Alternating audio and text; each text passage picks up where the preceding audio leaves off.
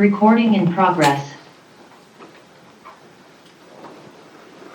Are we okay to start? Okay. Welcome everybody. This is an exciting day and we're excited to see so many people here with us today. This is a regular meeting of the Grantsville City Council, and for the record, today's date is Thursday, January 22nd, 2026, and the time is 6 p.m. This meeting is being held at the Grantsville City Council chambers located at 429 East Main Street, Grantsville, Utah, as well as electronically on Zoom. I am Mayor Heidi Hammond, and I will conduct a roll call. Councilmember Thomas. Here. Councilmember Williams. Here. Councilmember Butler. Here. Councilmember Dalton. Here. Thank you. I've asked Les Peterson to lead us in the Pledge of Allegiance.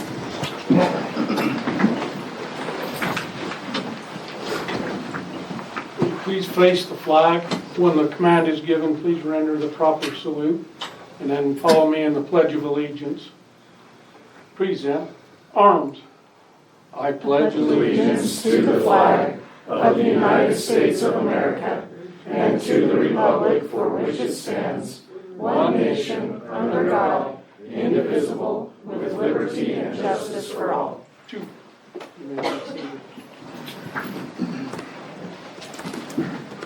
Thank you, Les. Thank you. Thank you, Mayor.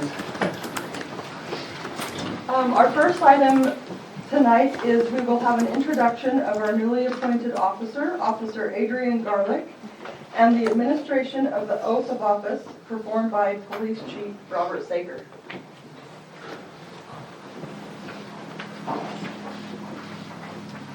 Mayor, Council, I appreciate the time. I think it's important to introduce our new officers to you. This is Adrian Garlick, and I just asked him to say a little bit about himself. Thank you for having me here. Appreciate it. I'm just thankful to be here, honestly. I'm coming from West Valley. I have almost 10 years experience right now with West Valley. I did a lot of different things. I was a hostage negotiator for 7 years. Worked in homicide, did a bunch of investigations. Was a field training officer. Enjoyed it, gave me a lot of experience, but I live out here in Stockton, so super happy to be here. My wife, right there, Jessica, raise your hand. There she is. I can't see her wife, Jessica. Where's Jessica? Right there. Thank you. And then right next to her is my son, Jeremy. And got some other friends that came in too. All my other friends and family are back here with me as well. But yeah, I'm just grateful for the opportunity to be here. Just looking forward to growing with Grantsville. Looks like it's ready to move pretty quick, so pretty excited. Not only experience, we look for the quality and of officers and personality, and Adrian, he fits right in with us. He's going to be a great officer for our community. And so, with further ado, I'd just like to administer the oath of office. If you just want to raise your right hand and repeat after me. I state your name. Adrian Garlick, As a law enforcement officer, as a law enforcement officer, do solemnly swear that I will support, do solemnly swear that I will support, obey, and defend the Constitution of the United States obey, and defend the Constitution of the United States and the Constitution of this state, and the Constitution of this state, and that I will discharge the duties of my office with fidelity. and I will discharge the duties of my office with fidelity. Congratulations.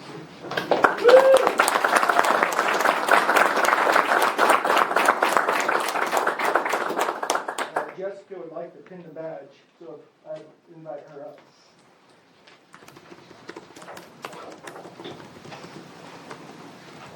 Thank you, Dave. Don't poke him too hard. It's her opportunity. It's tricky.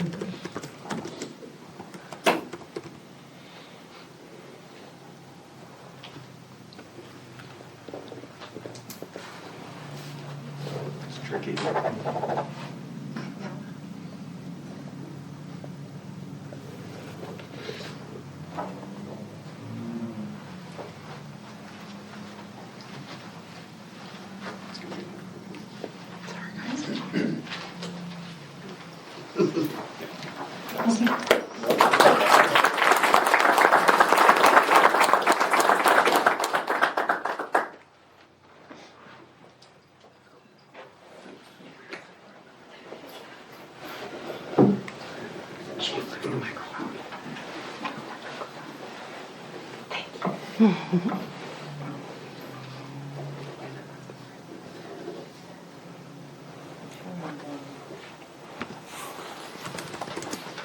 give a copy of this to you.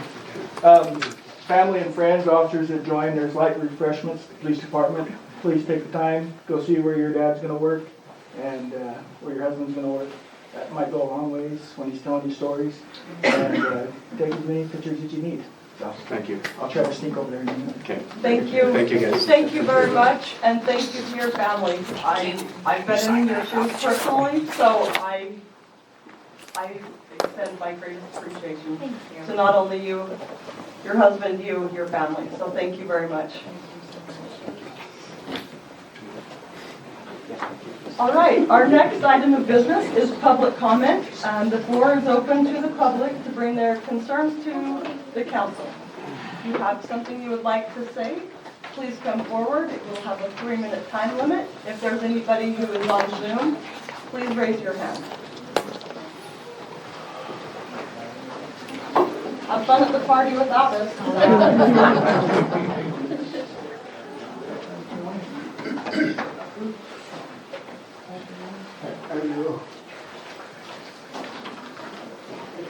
Is there anybody who would like to make a public comment tonight? Anybody online, Alicia? Not yet, but we just had somebody join, so. Okay, we'll wait for just a moment.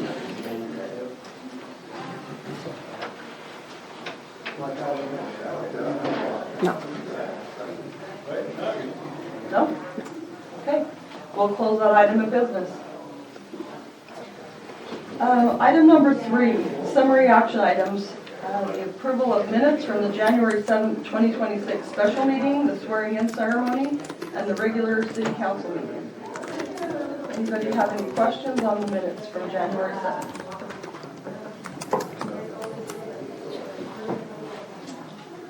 If anyone would like to make a motion?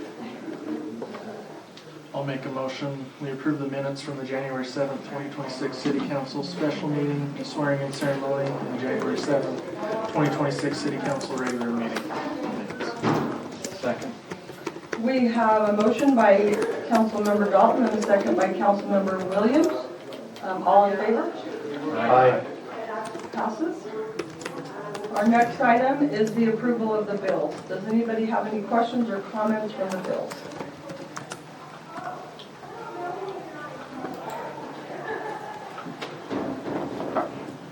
Mayor, make a motion that we approve the bills as received.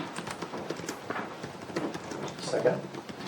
All right, we have a motion from Councilmember Thomas and a second from Councilmember Butler. All in favor? Aye. Passes as well. Our next item is a discussion and consideration of resolution 2026-07, approving an application for the Land and Water Conservation Fund grant. That will be presented by Michael. Nope, that will be presented by our wonderful grant specialist, Alexis. Grant administrator. Grant administrator. Okay, hi. Alexis. So this is just approving the grant, what we're going to apply for, that we've applied for scenic slopes. So this will be for 2 baseball fields, some benches, the restrooms with the snack shack, I believe. The second, basically, Basically. It's portion Two. of the scenic slopes. We can't call it phases because that's against grant rules and it locks it in, but yes, in essence, it would be a phase, yes. Second portion. Yes. Project area. What was the grant amount? The grant amount, it's just under 4 million, so it's for 3.9. And so we would do a half. It's a 50% match. 50% match. So it's a $2 million grant application.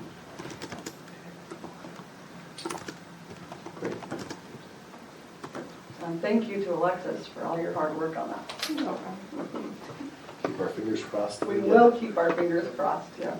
And is it a all or nothing? It's not?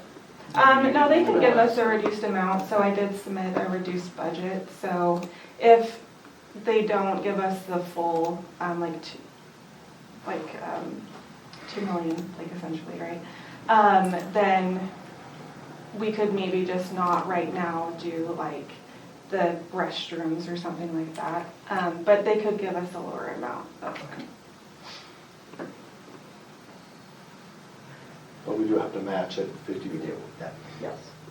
dollar per dollar. Yes, but those dollars, I believe, can be matched by volunteerism or donations. So it doesn't have to actually be a full grant from the city. It can be a combination of resources. So.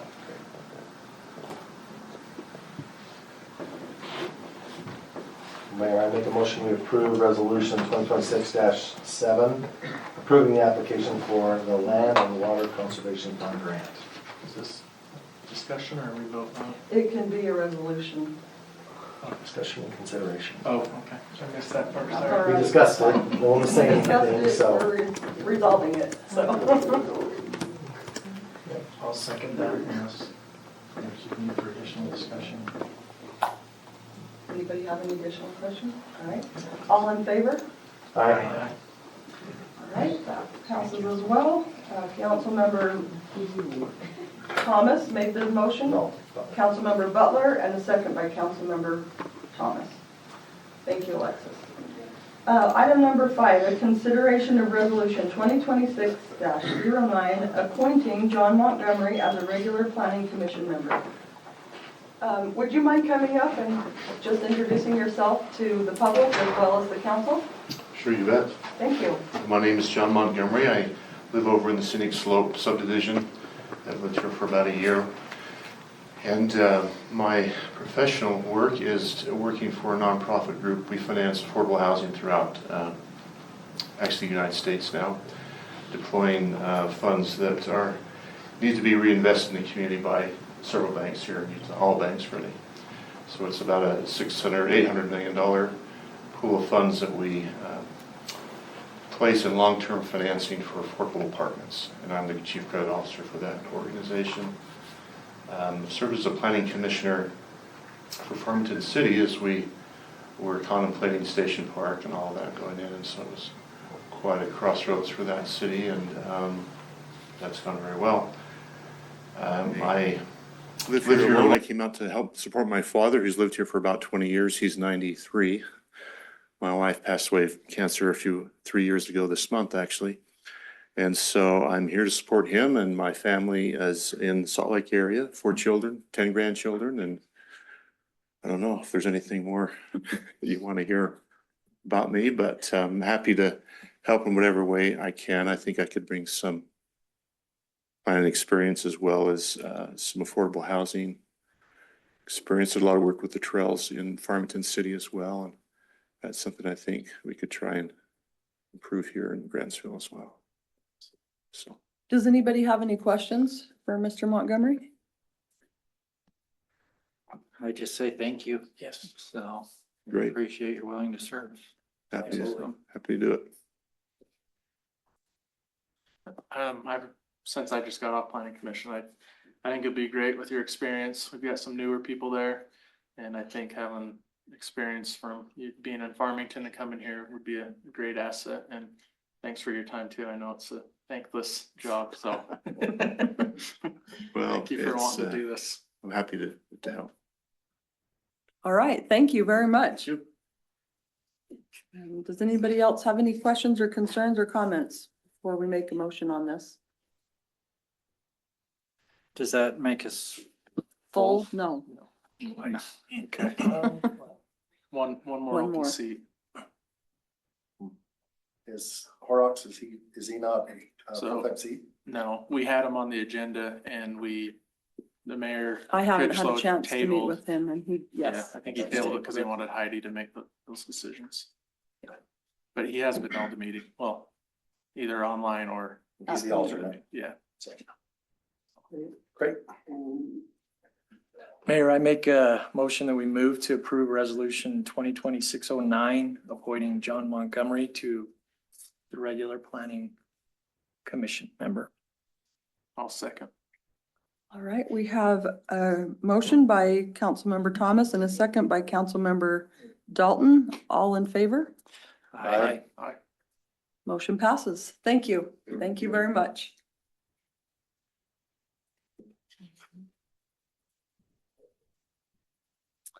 All right, our next item of business is item number 6, consideration of resolution 2026-08, appointing Nick Smith as a replacement trustee to the Board of Trustees for the Desert Edge Public Infrastructure District Number 1. This will be presented by Tom Jolly, I believe. Hello, can you hear me? Yes. My name is Tom Jolly, and I'm District Counsel for Desert Edge Public Infrastructure District. This is a simple resolution to appoint a new member of the Board of Trustees for Desert Edge Public Infrastructure District Number 1. This district was formed back on May 1st, 2024 by resolution adopted by the City Council. The initial board consisted of 5 members. The governing document was amended in February 5th, 2025, and the board was reduced to 3 members. And one of those members, Spencer Conley, who was appointed by Grantsville City Council, has left the developer, who is LGI Homes, and now we're seeking to appoint a new board member. And since the board is not transitioned to an elected board pursuant to the terms of the governing document, the city council has authority to grant a new board member. And that's what we're seeking today. And I'm happy to answer any questions. Does anyone have any questions? Pretty straightforward item. It always makes me, I mean, this sounds really silly, but I mean, we don't know who Nick Smith is, right? And I'm assuming you do. And I mean, we don't know if he has a record or if he's an upstanding citizen, or I mean, he'll be appointed to this board, and I mean, I'm kind of going off of your recommendation, so. No, that's a fair question. I'm not sure who's talking, but This is Councilman Butler. hi, Councilman Butler. Appreciate the good question. So Nick Smith is an employee of the developer LGI Homes. Okay. So all the initial trustee members that are appointed by the board are employees of the developer LGI Homes. So the current board members, which were functioning as a quorum, there are 2. One is Michael House, and he is also an LGI employee. And the other one is Julian Bernard, and he is also an employee of LGI Homes. So Nick Smith is an employee as well. How long has Nick Smith been an employee of LGI Homes? I do not know. Okay.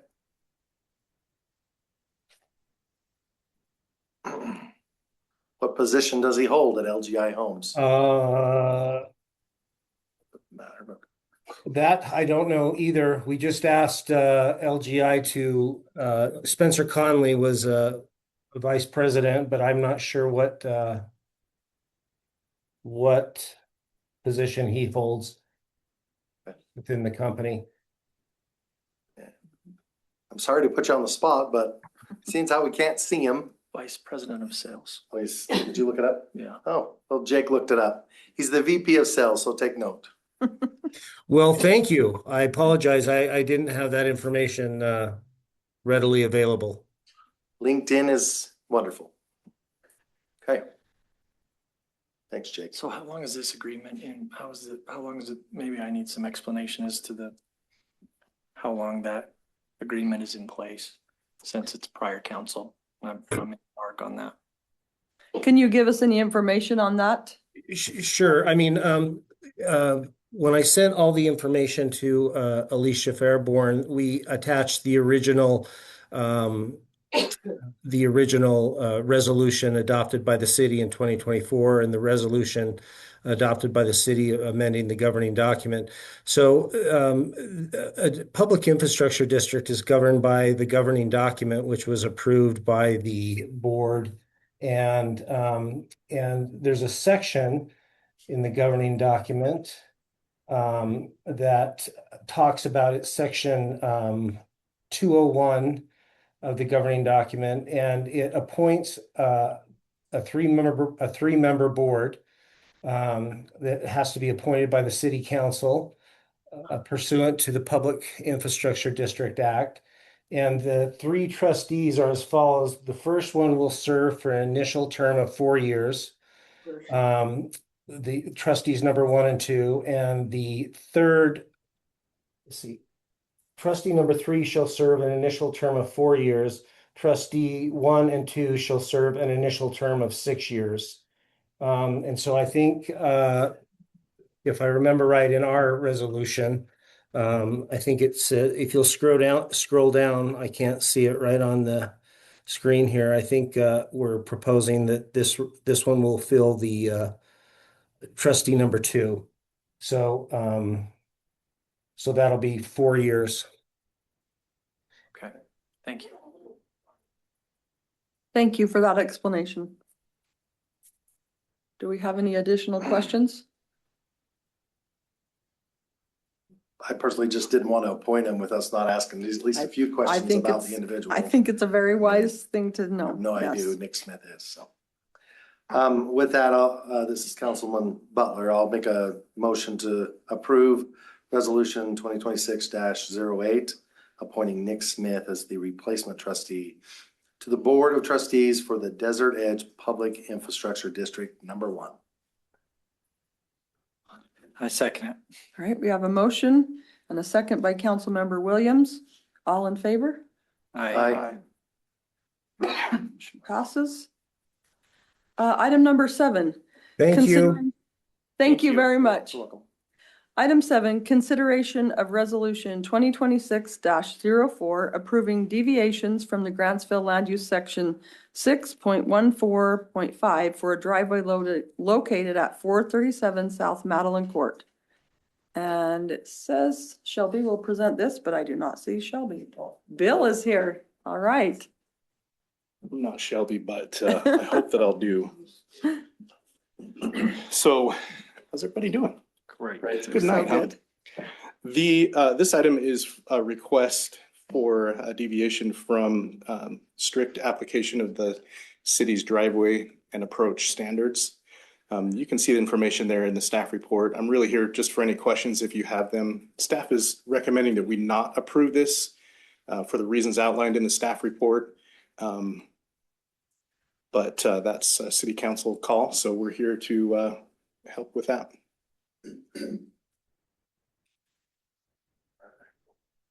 I believe we have the homeowner here as well. Would you like to make any type of a statement?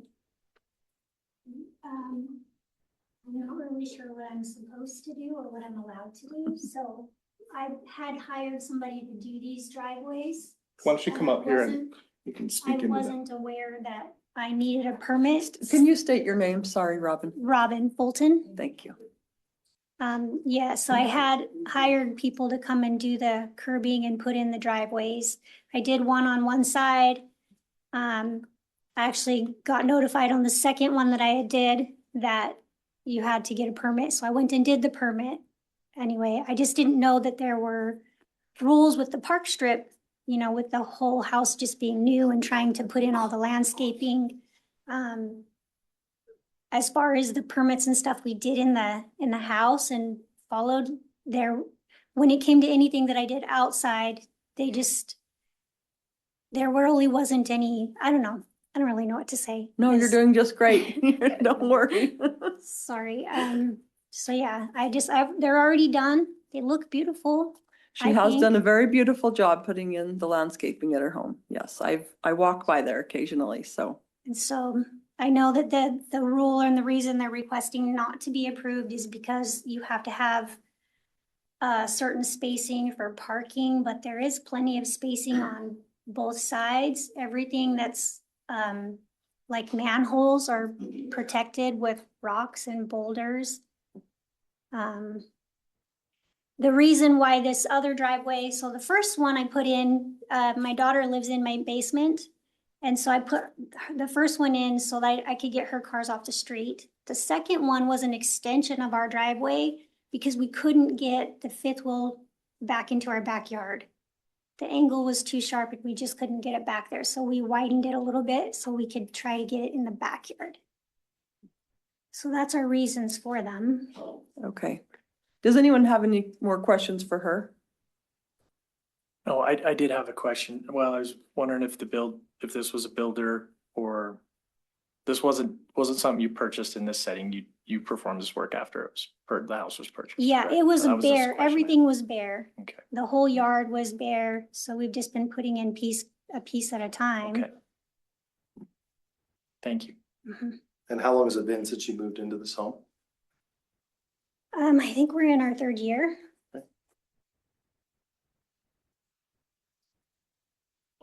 Any more questions? Anybody else?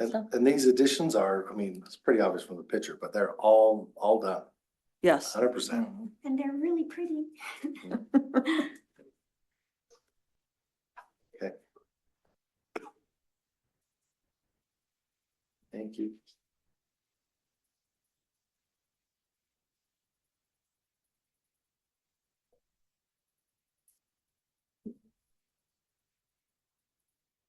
So Bill, maybe you can answer this. When these driveways are extended like this and in this particular one,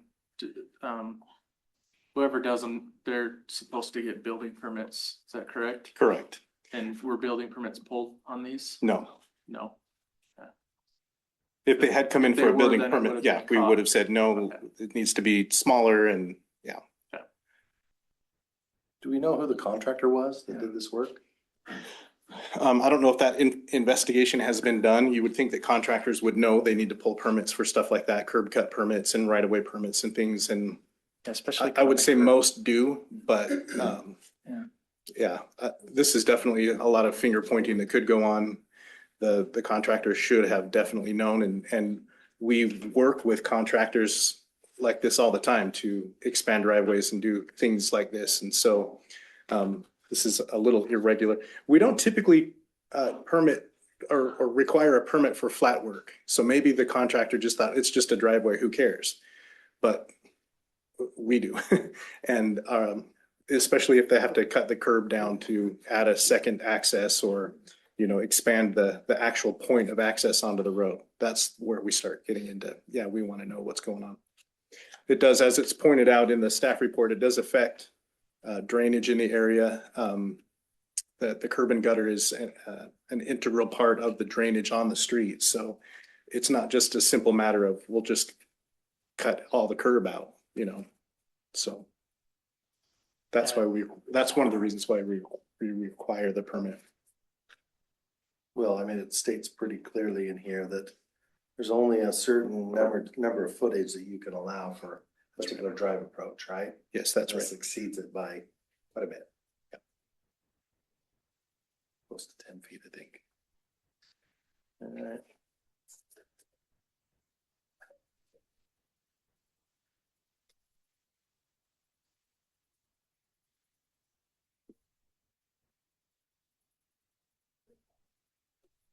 Also, there was, I'll just bring this up, there was some discussion in planning and zoning on Tuesday about park strips and no asphalt in park strips. And you can see in one of the pictures, albeit it is the drive approach. Sure. But it is in the park strip and it is asphalt.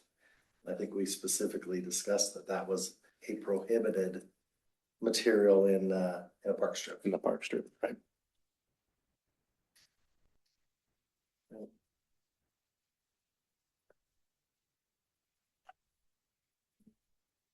If it was gravel, it would be okay? It, according to what we discussed, I mean, gravel would have to be, I think it was a 1.5 inch minus gravel or larger that was in the park strip. So we don't want that getting into the storm drain. So I did on that side with the blacktop, I did originally have the crusher fines, and I felt like the vehicles were still sinking, so I had paid somebody to come in and put the blacktop on so that the cars wouldn't sink, because our mud is very soft here. A lot of clay. And then on the other side, I just did the park strip, but the driveway I didn't, it's just gravel, because it doesn't get drained on as much. Now that discussion though, is asphalt currently in the code? Cause that, what we talked about was a discussion of what we wanted to change the code to for park strips. I thought I remember seeing it, that it was already That it was there. one of the things already in there. I think so. I think- Not allowed. Yeah. It's already there. Educate me on, I'm just sitting here thinking in the day and age of desert landscaping and water wise and all that stuff. Why would we not want it in the park strip? The park strip, Asphalt in the park the strip. park strip functions a couple of different purposes. In addition to providing an area for landscaping that's decorative and nice, it also acts as a water collecting area, both for snow, which I've heard of snow. I haven't seen any recently, but I've heard of this white stuff that comes. Anyway, you can push the snow up onto the park strip and it melts down into the ground instead of, if it were covered in asphalt or concrete, it would run back out into the street, which again affects drainage. It also is, the sidewalk should be designed such that it drains into that park strip or onto the adjacent property so that it's got somewhere to go. If it was asphalt and we covered everything with asphalt, the front yard will all just drain out into the street, which it's not designed for.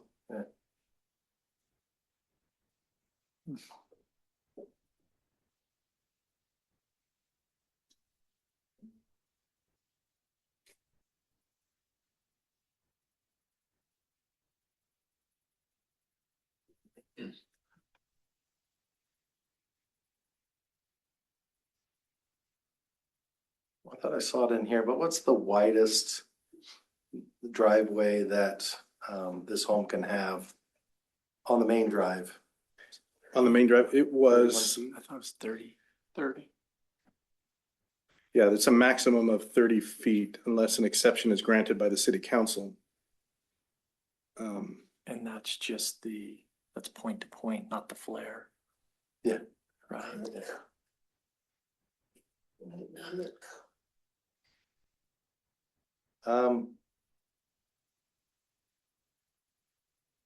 You're right, it does look really nice. It does. Yeah, it does look nice. Won't argue with you there. I mean, I think in an effort to maybe come to some sort of compromise, I mean, so if we deny this, then she's got to tear it all up and put it back. Sorry, Bill. Oh, yeah. Wasn't quite done with you yet. Here you are walking away. I mean, if we approve this, or if we deny it. It would be required to be removed, yes. Yeah, and it would be restored back. Correct. The curbing would be repoured. Everything would be returned to its prior condition. Maybe not necessarily the asphalt on the other side in her drive. Well, the asphalt condition, that's It's too close to the property edge. yeah, you gotta be 10 feet from the property line. So And it's 9 probably feet. a cut That's would be 9. required there of some kind. Yeah.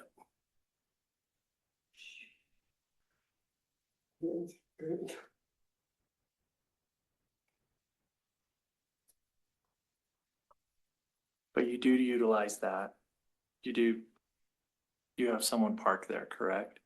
On the blacktop one, see the Mhm. red car? Yeah. Okay, in that picture. Yeah, I'm Took looking these at it. pictures.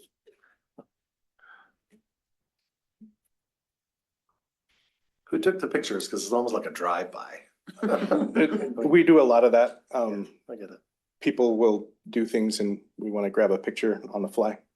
Oh. So the official term is a windshield survey. I can see that. Yeah. Maybe just stop and straighten the camera up. Kink in my neck. We'll direct staff to do that. Yeah, that's what we'll do. I don't know if this is a good compromise, but I think that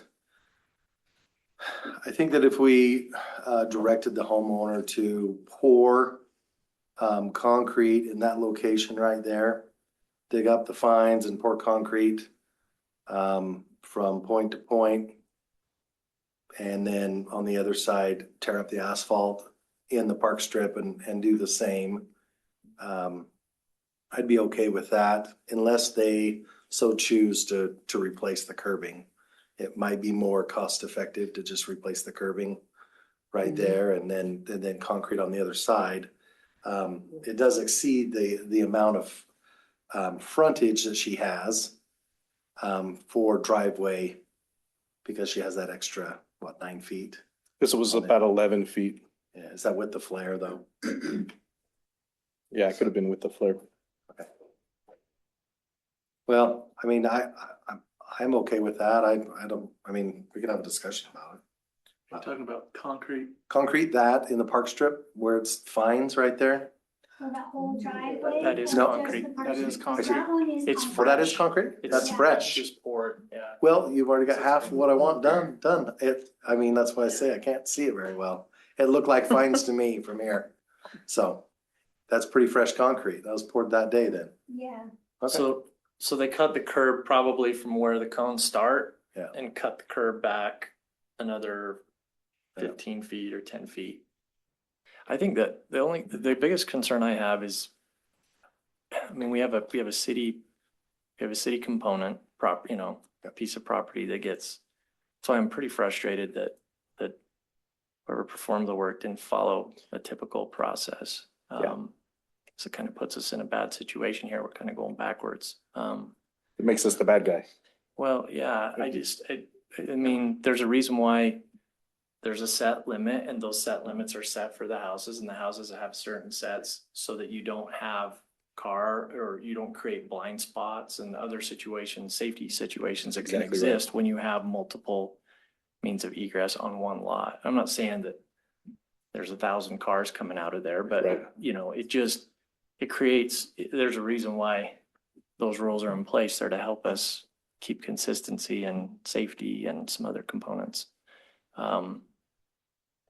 I think drain too, right? yeah, and water. I mean, we have a standard is probably how much of a lip we're supposed to have on the curb, and I don't know if that was meant when he cut it and whoever cut it. And He said it was, the gentleman who did the cutting, he did stick He to did the say. standards and he matched everything that was already there. And the same guy that did this side with the concrete is the same one that I had do the blacktop the year prior. And the concrete looks sloped, right? Yeah, I mean, absolutely. it's sloped. Yeah, I mean, it's a typical driveway approach where Yeah. it's angled up. Yeah. And just a clarification on the traffic that you mentioned, Jake, it is on a cul-de-sac road, so. yes, yeah, I actually drove by the property. Yeah. And looked at it. Windshield survey. Yes, did my own windshield survey. Great. So to clarify, you're suggesting that just the blacktop park strip portion be taken out and concreted? Yep, that's would be most preferable. I mean, other than putting back the curb as is. And really, I mean, I think in Robin's defense, she wanted to do something she didn't know. She, pardon what I say, but it may be ignorant to the fact, obviously, that you didn't know that was city code. And so you hired a professional to come in and take care of this for you. You had a problem, that's what a contractor does, right? Take care of a problem for you and make it better. So, it's really on him and his company to do it right. So that's where the frustration is who you hired to come in and do We had this. 3 different people. The concrete cutter was one company. Yep. The blacktop company was separate, and then the Concrete guy was a guy did separate the guy. concrete here. Yeah. So you acted as the GC, the general contractor. So I guess that onus is on you. Oh, man. Tough deal. So are we saying, this is just for my education, are we saying that we're fine with concrete in the park strip and not blacktop in the park strip? That's what it says on in the code.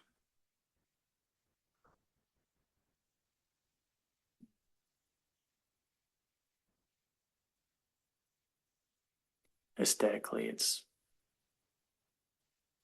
looks better, concrete. That's probably why it's written that way. Aesthetically, concrete to blacktop, just that. Did I miss, is there a picture of it on the, do we have a picture of the blacktop? Yeah. Sorry. Yeah, right there. Is this a bigger picture though? Cause I can't. It's, if you zoom out, And I cannot see. Go down a little bit. One more, one more, down, down, right there. Right there? Yep. Oh, more. Sorry, I can't see that part.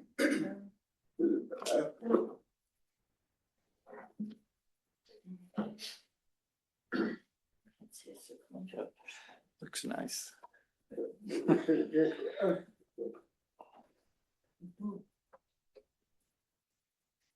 So does somebody want to make a motion on this or any more discussion or suggestions? I think Rhett's suggestion of having that changed to concrete is a good suggestion. I think we would need to give her a time frame. Obviously, she can't do that tomorrow.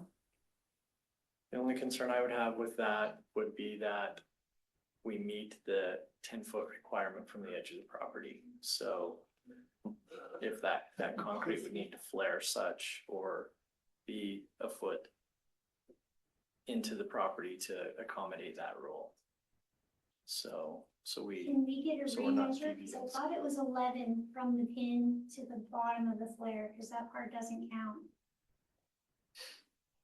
Yeah, Yeah. I'm going, yeah, Mhm. we absolutely. I'm going off of just the information that I.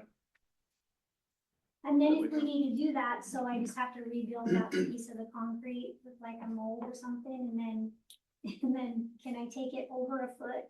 So the cars still have plenty of room to get. in How there? how wide is it? How wide is the cut? I don't Do you know? 10 feet, maybe? You know what, I might have it. It's just gonna make that weak right there. I mean, it's just. Yeah, if I you mean, measure the it's- sidewalk, it's the like only 4 way to feet repair wide that curb block, is so to it's tear about both 10. panels out and completely redo them. Yep. So, So, You So- gotta do the whole thing all in one board. yeah, I do have a 9-foot approach written down, unless, 9-foot property line.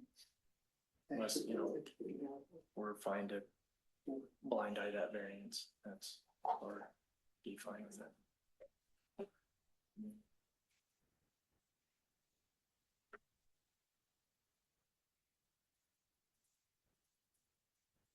Mayor, I make a motion that we approve resolution 2026-04 approving the deviation from the Grantsville Land Use Section 6.14.5 for a driveway located at 437 South Madeline Court, with the condition that the homeowner pours the drive approach in the park strip on the, they remove the asphalt on the, I don't know what side that is. Is that north side? Yeah.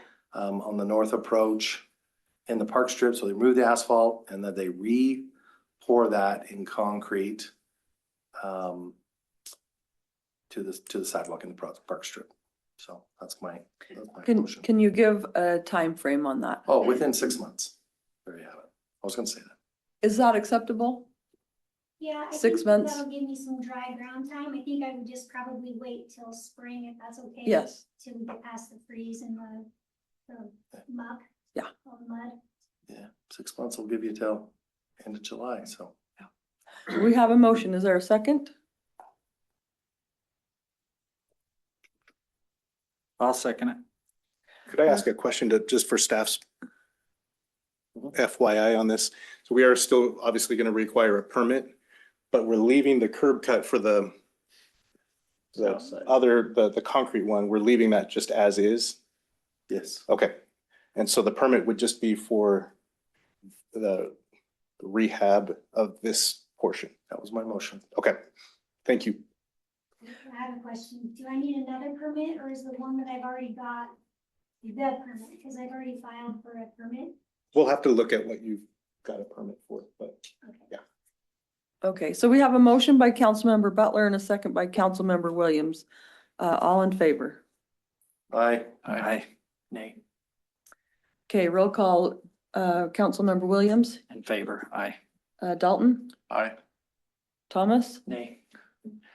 Butler. I made the motion. You sure did. All right, that passes. Thank you. We're just gonna leave Bill right there. So we have a consideration number 8, consideration of resolution 2026-06 approving a driveway deviation at 1178 West Rocky Way. All Is right. that homeowner here? They would like to make any type of a statement? Looks like yes. Come on up. Alicia, why are these How are you, not Bill? showing? Good. Nice to meet you. Nice to meet you. Yeah, I don't have anything on my screen either.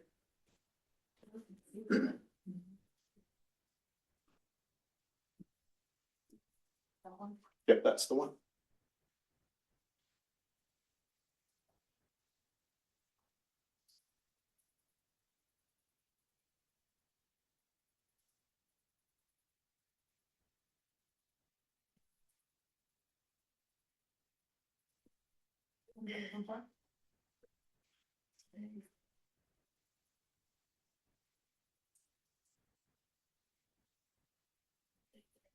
Give us the history behind this one. So similar kind of situation here. Property owner went and did the curb cut, expanding the width of the driveway.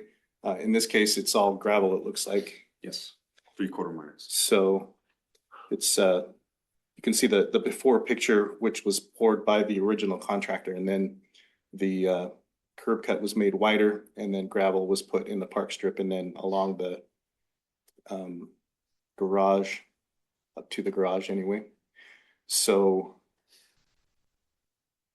that's the situation with this one. The main thing with this one is that we are looking at a 10-foot side setback that has been encroached, as well as the total width of the driveway combined exceeds the allowable limit. So, and then the curb cut without a permit.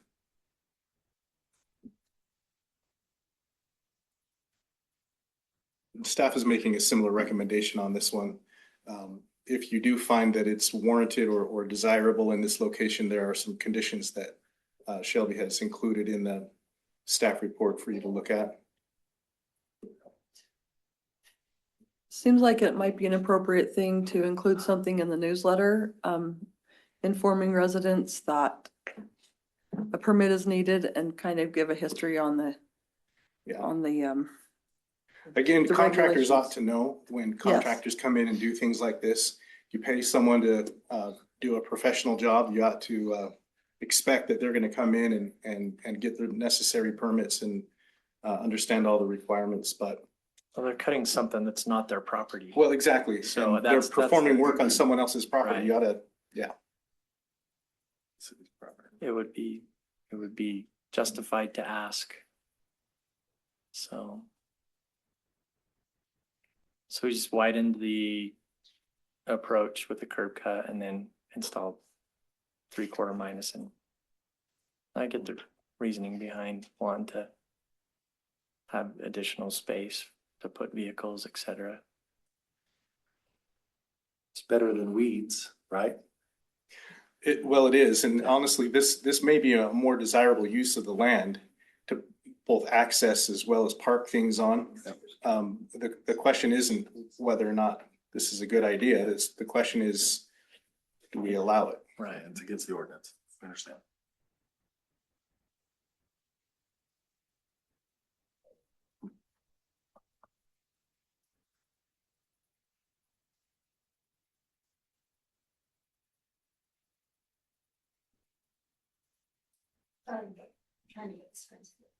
What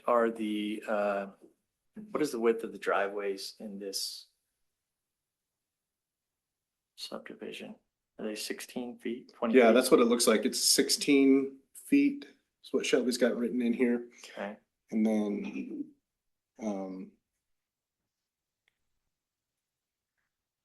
yeah, it's only got 10 inches from the property line.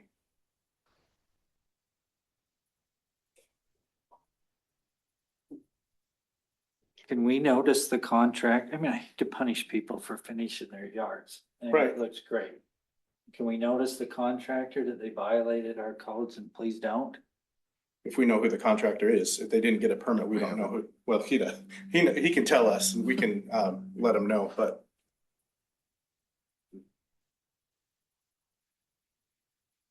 So by code there, we could have widened, we could have curb cut and widened that.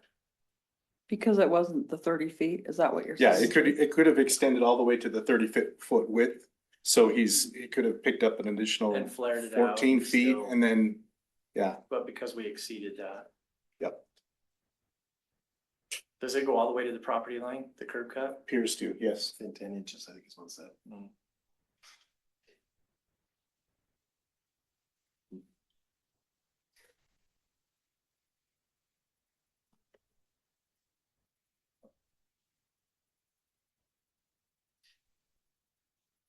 Yeah, it seems like we need to do some better educating. I believe the house just to the west of this one has the same exact issue. But we'll get them next. I was doing my dashboard. I'm sure. My dashboard thing, I noticed, 16 feet is probably not wide enough. I mean, It's true, and Yes. that's You a have very 16 narrow foot garage driveway. Door and your driveway width is 16 feet. You're But constantly banging your, yeah. allowing the opportunity to flare those out, I think we could achieve that. The concern I have is that we've pushed into that side where, It's that 10-foot setback. that yeah, we have. we've encroached on that. I think. And again, we could have flared that out such that. To allow you to get a cut it vehicle back in this there. way on that, so that it comes in and gets to that nice gate that he's got there. Mhm. And, that's an additional 14 feet, it gets him most of the way there, right up at front. So. Yeah.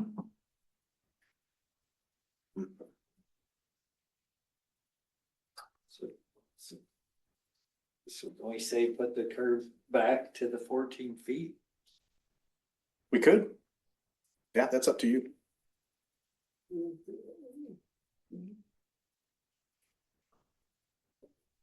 Which, at this point, you're only talking, what, 4 or 5 feet of curb that you put back in, whatever. So. The problem is that the curb is monolithic with the gutter, Yep. so you have to take the whole The thing up whole, and the whole re-pour. piece has to come out, yeah, based on where they're sectioned off. Right. So I didn't go into that kind of detail looking at it, but Well, it's not much different than what we just saw. I mean, concrete's concrete, so I think concrete's better than that, even that 3/4 inch minus that's in the park strip, so. Yeah. Here we are trying really hard to put curbing in our city, and we got people taking curbing out. I'm confused. So, nothing against you, I mean, we're trying to make Grantsville great again with curbing, so. Well, we're taking it out. It's frustrating.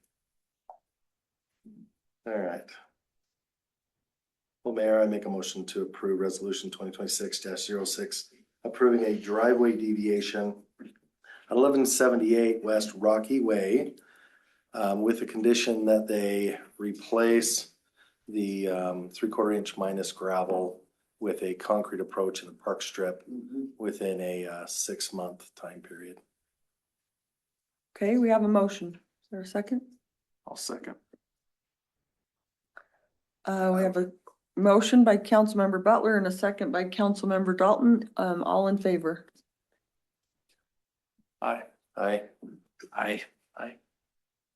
All right, the motion passes. I have a quick question.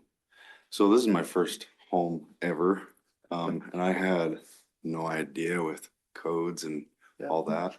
But I would encourage like a pamphlet handout of saying, hey, these are commonly broken violations for new homeowners. Cause I had no idea. I think that's a very good idea. Yeah, and that'd be very helpful. Yeah, we appreciate it. Thank you for the. Thank you. for the And welcome to your first home. Thank you. Congratulations. For some more concrete. Yeah. Our next item of business is council reports. And without having a lot of assignments at this point, without our final council member, I know these might be minimal, but let's just start with Rhett. I have met both with the Historic Preservation Committee. We had actually have a yearly potluck dinner. And we met and we had a wonderful time, had some good discussion. It was an official meeting. We did conduct some business, but we all brought a little something to the table, so to speak, and had a great time, great discussion, and told some pretty good stories too, as if you can't imagine from that group. I can't, that sounds like we all missed out, so. So our next meeting's on March 12th, and actually I've asked Bill to join me at that meeting. We're gonna have some discussion on, potentially maybe designating a historic area inside Grantsville. So we want to kind of discuss that, and he's pretty knowledgeable in those regards to give us some direction on that. I met with the library board as well. It's still moving forward, so they do a great job over there. They do. And P&Z was on Tuesday night. There's some pretty, I wouldn't say big changes or big amendments to some of the chapters that but there's a lot of them. Yeah. And so that'll be coming our way. They just had a discussion on them this last week, and a lot of it has to do with conditional use permits, among a few other things.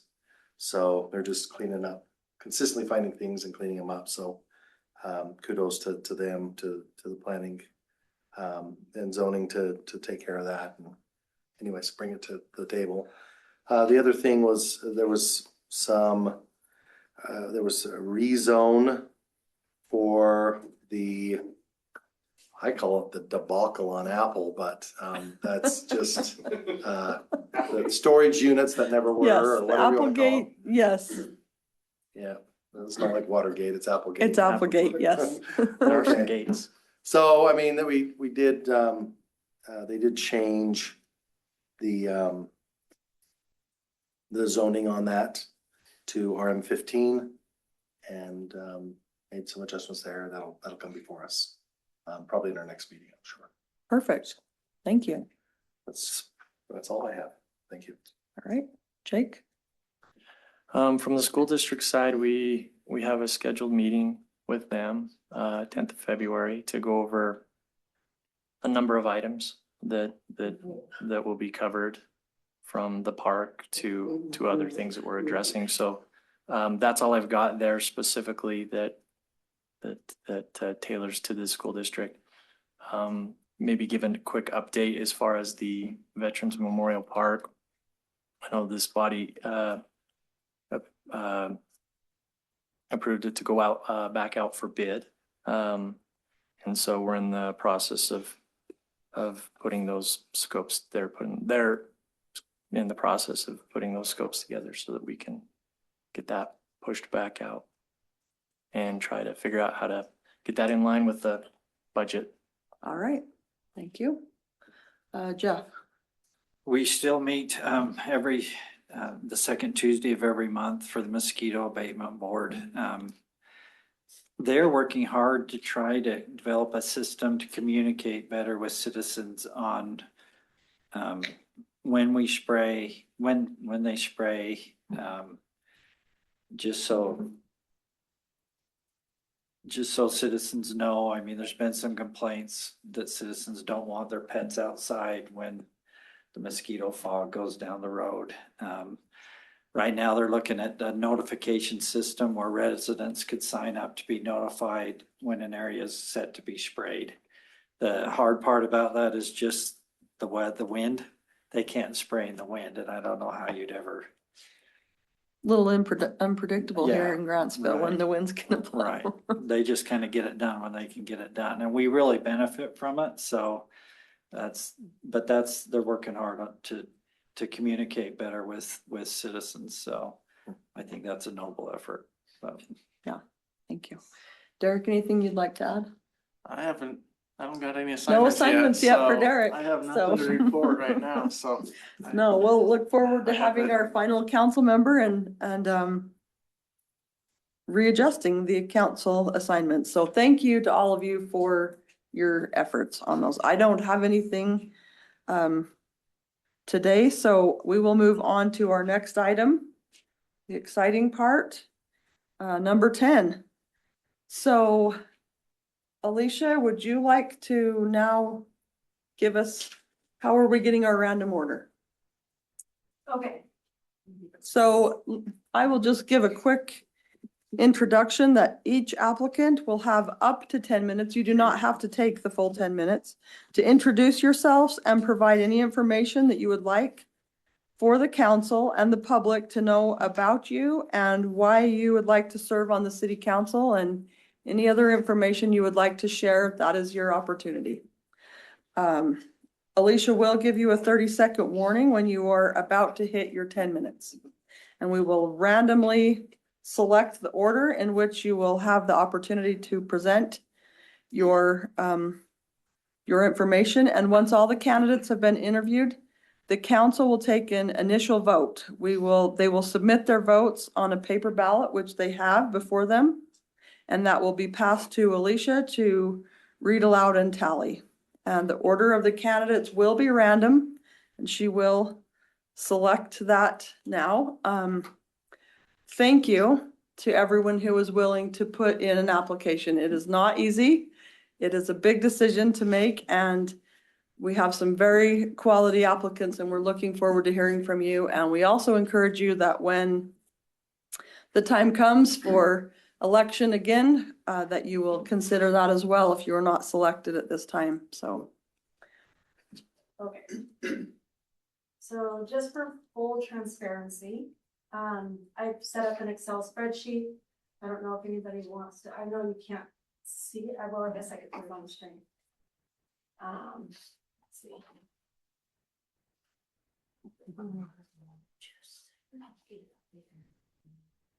So I put everybody in an order. And then this has a function in it that'll just randomize the order, okay? And first of all, then in alphabetical order by last name, but we're gonna go ahead and randomize it right now. And I can't see, I'm blind. Where is the sort? Right there. Right there. And then, okay, so that should have changed everybody, so it looks like Lynette will go first. Hopefully everybody can see that. I guess we'll address that when we get to number 2. Okay. Starting now? Yes, you may please come forward. Thank you. Hello, my name is Lynette Pichelle. I'm single. I have no children. I'm a family-oriented person, however, and I am ready and willing to serve my community. I've lived in Grantsville for about 3 years, and I have enjoyed it immensely. My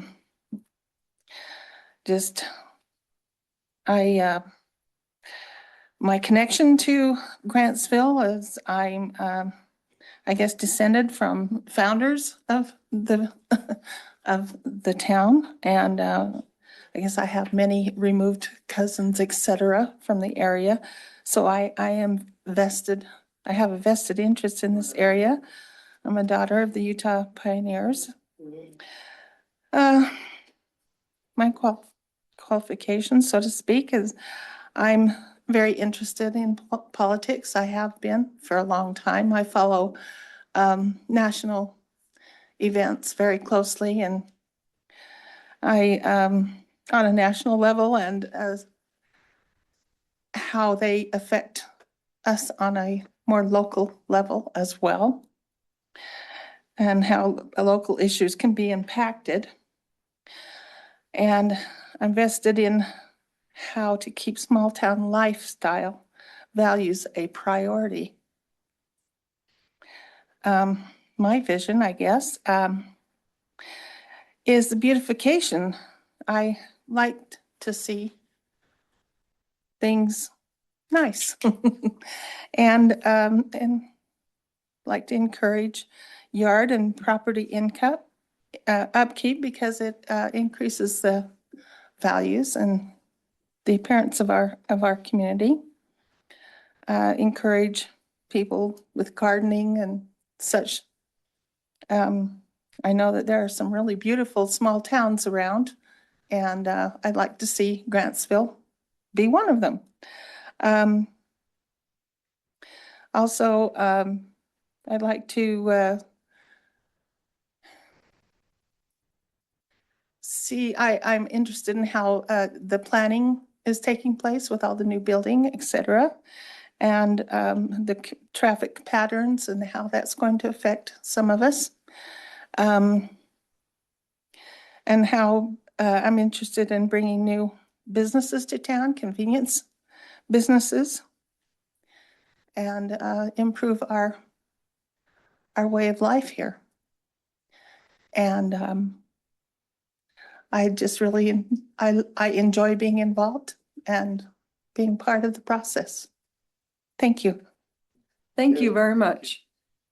Our next applicant decided to withdraw his name from the consideration, so we will move on to number 3, Sean Sakers. Did I skip somebody? No. Okay.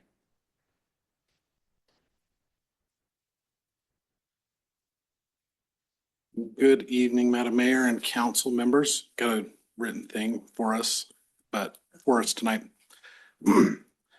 Thank you for the opportunity to speak with you tonight. My name is Sean Sagers, and I'm here because I love Grantsville. I'm not just saying that, I mean it in my bones. I graduated from Grantsville High School in 2003. I know what it means to be a cowboy. I know the feeling of sitting in those stands on a Friday night and the energy of the crowd. I know the way that the whole town shows up for its kids. That sense of community, that's what Grantsville is to me. But my connection goes back further than my own memories. Over 150 years ago, my great-great-grandfather, that's 3, William Matthews left England, settled here in as Grantsville's earliest pioneers. 5 generations of my family have called this valley home. We've watched this town grow from a settlement to what it is today. That history isn't just something I'm proud of, it's something I feel responsible to. Grantsville gave me a start in public service. As a student at Grantsville High School, I served on the Youth City Council. That experience planted a seed. It showed me that ordinary people, young people even, could have a voice in shaping their community, and that lesson has carried with me. I went on to earn my bachelor's degree from Utah State University, emphasis and with my certificate in law and societal studies. I wanted to understand how communities work, what holds them together and what pulls them apart, and how systems that serve people well. For about the past 14 years, I've put my education into practice, working for a municipality. In fact, I started my law enforcement career right here in Grantsville City as a reserve police officer. I've since spent years learning the ins and outs on how a city operates, not in theory, but in practice. I understand budgets, I understand the constraints we work in, and the trade-off decisions that it requires. I've sat in meetings where we've had to say, we'd love to do that, but here's where we can't actually afford it. That experience has given me a realistic perspective on what's possible and a deep respect for the responsibility of spending public dollars wisely. I've spent my career in public safety and emergency management. I've planned and participated in large-scale emergency preparedness drills, and I understand what it takes to keep a community safe. It's not just responding to crisis, but preparing them before they arrive. That perspective is one I'd be honored to bring to this council. Not as a single issue, but a lens among many for evaluating decisions we face. Now, let's talk about where Grantsville is headed. And I'll have to be honest with you, Grantsville isn't a small town anymore. And I think that that's okay. I'm not interested in pretending that we can freeze this community or close the door behind us. People are moving here because they see what we've always known. This is a great place to raise a family, build a life, and be a part of something real. I welcome them and that part of Grantsville's next chapter. But growth has to be thoughtful. It has to be responsible.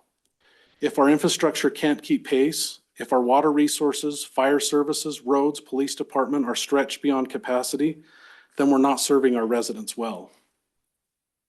We're not serving the people who've been here for generations, nor the families who have just arrived. I'm a person of faith, and faith ties me to this community in ways beyond politics. I believe in service, and I believe that you've been given much, you have a responsibility to give back.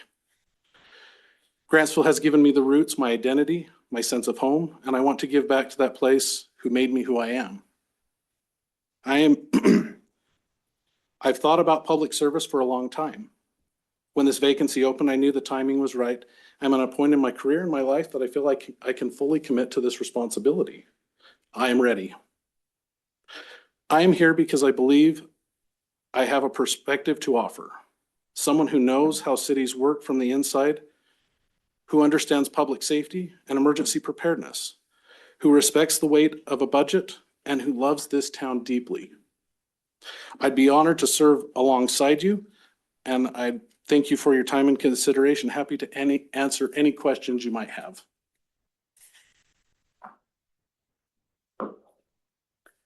We're not going to ask questions at this time. Perfect. All right. Makes it easy for me. Yeah, thank you, Sean. All right, our next person, Peter, I'm sorry, I don't know how to pronounce the last name. Wachtel. I don't see him here. Not online. I didn't see him log in on.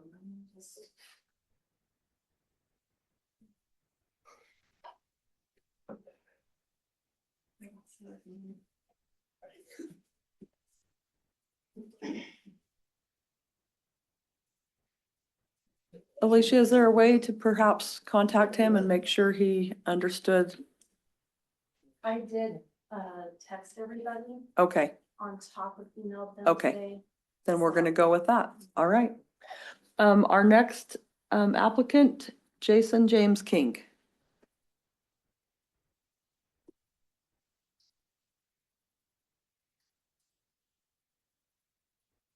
Mayor, council members, I appreciate the opportunity to, present myself here and just tell you a little bit about myself. I am Jason King. I have only been living in Grantsville for a couple of years. We moved here at the end of 2023. So we are, my wife and I, my wife's name is Megan. We are pretty new. We live over in the townhomes, over towards the end of Main Street. So we get the opportunity every time we come into town to drive through Main Street and look at everything. And it sounds corny, but we always have something nice to say when we drive home. We do a lot of traveling. So, but there are many things we love about Grantsville. And let me just tell you a little bit about myself. So I currently work as a senior faculty for Western Governors University. I've used to work for a local publishing bookstore, Covenant Siegel. I was their e-commerce manager working at their corporate office. And excuse me, I also had a small business for about 9 years, independent fiction publisher called Immortal Works. And the reason I bring that up isn't just to brag, but just to kind of illustrate. I've had experience in the private sector, building, managing businesses, working budget, all the fun things that you guys get to do. I've had a chance to see tonight, So I've had those experiences. I too am a person of faith. I'm a member of the Church of Jesus Christ of Latter-day Saints. You might have heard of it. It's a small church. So I've also had the opportunity to serve in a lot of capacities, a lot of committees, councils, bishoprics, leadership positions. So meetings are kind of, part of our culture. The reason I applied to fill the vacancy in the city council, and let me just kind of paint the picture here. Aside from a short stint as a county delegate when I was in my early 20s to impress a girl, this is my first foray into public office. And that's important because although I follow politics, but I never really thought I'd get into anything like this. And the reason why I made that change when I saw that that notice go out is tied to the reason that I'm here. So about 6 years ago, a little over almost 6 years ago, I had just gone through a divorce. And then a few months later, I actually got remarried to my current wife, which was a big blessing. But we were homeless. They don't tell you when you get divorced that you kind of have to start over. So we had a place in Salt Lake that we were going to move into, but it turned out that it became unavailable. And so we literally, like in 1 week, were thinking like, where are we going to go? Because of some family drama, we weren't able to draw on family resources. And so fortunately, I had a good friend who lives out here. I'm going to name drop her. Some of you might know her. Her name's Holly Anderson. She's used to be, I think, the ER director in Tooele Hospital, but she's a lifer. She's been here forever. So she let us come live with her, and it was out of necessity. We lived with her for 3 months, and in that short time, we fell in love with this place. It was just peaceful, and that was what both my wife and I were seeking, was peace. We had a really turbulent life situations going on, but we found peace out here. Now, we actually did end up moving back to Salt Lake. Again, not a lot of choices sometimes, but we decided when we did move, we're like, you know what? We're coming back to Grantsville because this has everything that we want. And so 3 years later, we were able to move out to the townhouses. And so this place has a really special connection to us. And that's why I decided, long story, coming back, I promise I'm bringing it home. When it came time to serve, I had to jump at the opportunity. I feel like we've gotten a lot out of being here. We love the community events, things like the Honey Harvest Festival, the Christmas parade. I mean, you guys are keeping all this stuff a secret, we loved it. And so I want to serve the community. I want to share what we have and just make it better. My vision is to kind of build on what you already have here, with a focus on the community activities. You may not like this, but I keep trying to get my friends and family to move out here. But one of the ways I do that is I invite them to all these things that we do. I love the skeletons on Main Street during Halloween. The flowers are beautiful on Main Street as well, the Christmas trees. And so my vision, if I could contribute anything, and I'm sure that that's not always up to council members, what assignments they're given, but I would love to work with the community events. Given my background and some of the things I've done already, that kind of comes second nature. But it would be an honor to be able to give back to the community that's brought my wife and I a lot of peace. And I just wanted to tell you those things. That's why I'm here, and that's why I'm doing this. This time not for a girl, but this time because I love the place that we live. So thank you very much. Thank you. Our next applicant is Justin Wingfield.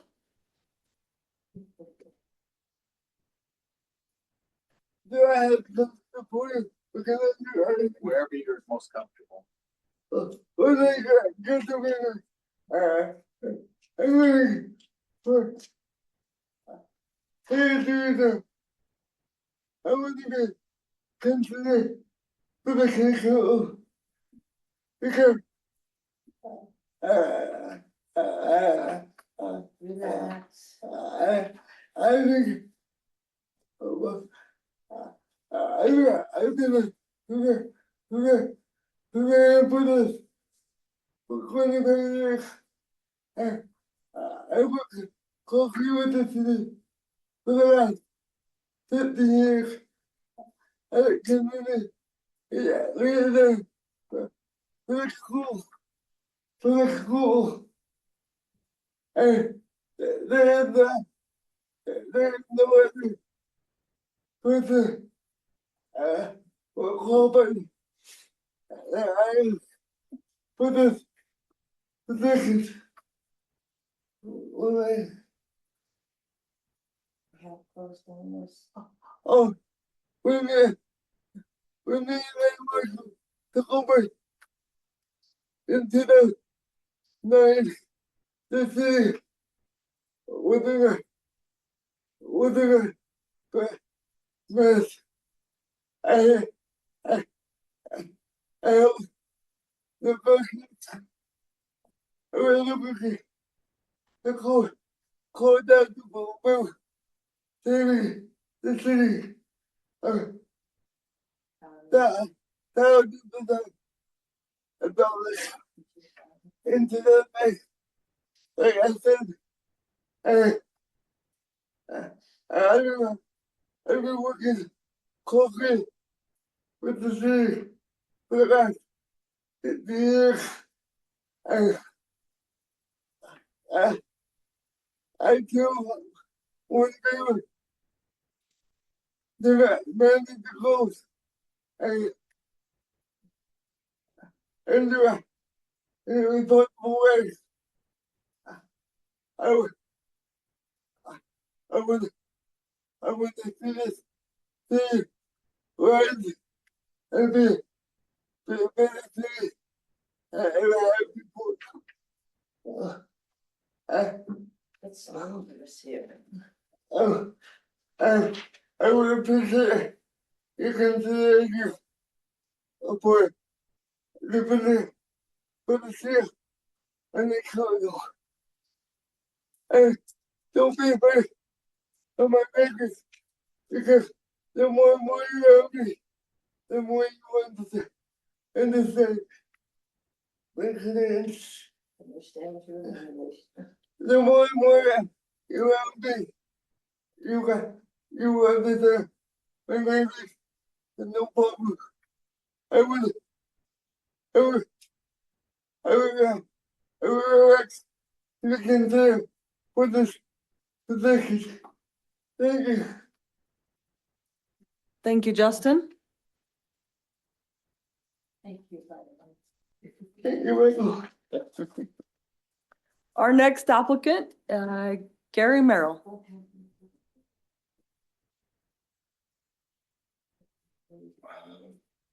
I guess before I get started, I want to put my time in and say, Justin, you made a huge impact for my son, Ethan. He talks about you, and every time I go to a basketball game or football game, he sees you there. It's always his joy to get out there and go talk to you. My name is Gary Merrill. I am a product of Utah, born and bred. About a little over 9 years ago, my wife, my 4 kids, and I decided to leave West Jordan hustle and bustle and settle out here in Tooele County. My wife originally wanted to move to Stansbury. I told her, if we're moving to Stansbury, we're going to Grantsville. So we've decided to put down roots here and have really come to enjoy it. Even though there's a lot of guys in my neighborhood and people I know, I'm still considered a new blood here. And even though I feel like I've been here forever, but I hope to be here for many more years. I stand before you to apply for the vacant seat that is on for the community council. I would like to be a part of this community and helping manage the growth, both residentially and commercially, that is coming, that is needed. But at the same time, doing everything in my power to help maintain the values and the culture that makes Grantsville what Grantsville is.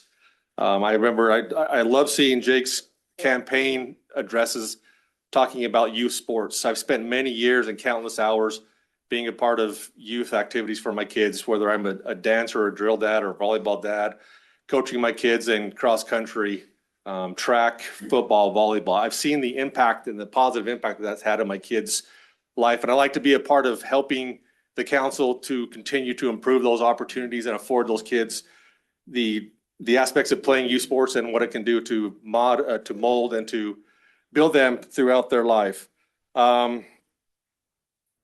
In addition to that, I've also had the opportunity to officiate, which I love. Keep me involved in esports. I've officiated baseball for everything from T-ball to going back to Cooperstown, New York, and officiating in a tournament back there. I've done everything from, I do everything right now for U Conference football, and I've had the opportunity this year to have my first championship game for officiating at the high school level. Great opportunity. So like I said, I really appreciate the aspect of trying to protect and further those opportunities. In my professional life, I have just completed my 25th year working for Builders First Source. We are the nation's largest supplier of lumber, truss, framing services, millwork, and install trim services. During those 25 years, I've had the opportunity to work with a lot of different cities and municipalities throughout the northern Wasatch Front, and now branching off down into St. George. I've seen municipalities who embrace the growth and the change and understand that we have to have strategic growth and afford opportunities for our citizens, both for houses, affordable houses, move-up houses, and forever houses. And I've seen also municipalities who have rejected the growth and who want to stay put. I've seen those who accept the growth and what it does and how it helps the city grow. And I've seen also the impact of pushing that growth away. I have through working in my industry and being in sales, I have also been able to develop working relationships with other people throughout other cities. Right now I have a working relationship with the mayor of Lehigh, talk with him on a regular basis. I have a working relationship with guys who sit on the West Valley Planning and Zoning Commission, talk with them on a regular basis. We get to see, and because of that, we get to see the how zoning and how decisions from the city council are made and how they impact not just the immediate future, but for the future 10, 15, 20 years down the road for our kids, our grandkids, and our grandkids' grandkids. I understand the complexity and the competitive nature of municipalities. You guys are, as a city council, you're desperately fighting with other cities that people don't realize for between not only Tooele, Erda, Stansbury, Lake Point, but also developing it, are also going into Salt Lake City to find a way to bring economic development out here so that we not only we can afford jobs for people, but also be able to have our kids have good and solid jobs so they can stay and grow up in the community that we've learned to grow and love. Through my industry and through working, I've also come to understand perfectly that it's better to be respected than it is to be liked. There's a lot of times where you got to make a hard decision that people don't like, but it's the right decision. I applaud you guys for a couple city council meetings ago through the hard decision of the Solberg development of waiving the impact fees. I know it was a lot of money to waive those fees and the immediate impact they would have on the city, but understanding that by doing that, by giving a little, we gained a whole lot more tax dollars for future and for years to come, not only through tax dollars through sales tax, but also for job and infrastructure that will be happening with that. Also, another difficult decision you guys made recently was when there was the property on the corner of Main Street and Booth that was out of a property of non-compliance. They were asking to rezone that from commercial to residential so they could do some improvements on. I know it was probably not the easiest decision to make sitting in your chairs and having the owner standing before you, but to tell them that no, that is been zoned and been laid out for the city plan and commercial, and we're going to keep it that way. Ultimately, probably didn't like your decision, but it's going to come down that the respect will be there because you made the right decision for the long-term play of the city. Through my business, I work every day to make sure that I stay on budget. I know having a budget and maintaining a budget is a hugely important thing. That's the dollars, even though they seem large, if you take care of the dollars and the pennies, or if you take care of the pennies, the dollars will take care of themselves. There's a guy, one of our developers I've worked with for a lot of times, he goes, he became a millionaire on making $50 decisions. And I think that's really important to look at. That there's times when you got to get down into the micro level, but you also have to maintain that macro view of the city to keep things moving down the path that you need them to go to. I understand also in Grantsville that not every house can be a half acre, but not every house needs to have 5 acres or 5 houses per acre. They have to have a good balance of it all. I find in my job, I find ways as well to work with builders to find ways to how to make projects pencil so that we can keep people working. It's also my job as a salesman for my company to go out and maintain and to get sales as a mayor, to be business development, right? So that I have to, through those sales, I afford our operations teams jobs. It's a stressful situation many times, is a competitive nature of dealing with other competitors and trying to find ways to make sure that I can be the guy that the developer or the builder chooses to be their supplier of choice. I believe the reason I should be your choice to fulfill the remainder of this term is through my work experience. I'm uniquely qualified to be part of that management of growth of the city and for long term as well as the near future. Thank you. Thank you, Gary. Our next applicant, Brittany Lee Skinner.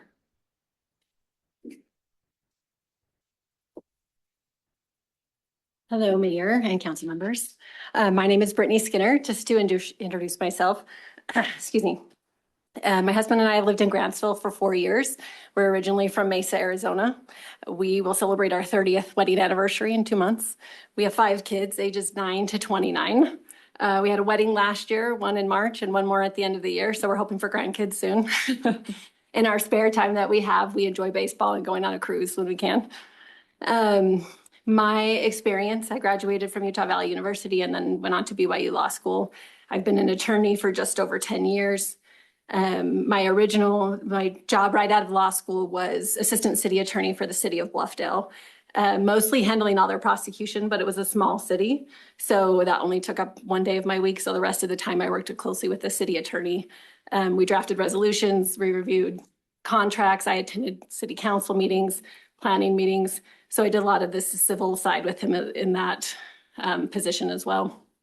After that, we moved back to Arizona for a little while, and I was a prosecutor for Maricopa County, handling felonies and misdemeanors.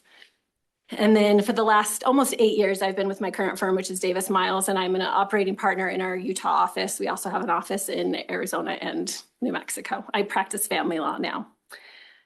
Some of the unique perspectives I think I would bring to city council. One, as a woman, I'm a female. I think that would give you a different perspective that could be beneficial.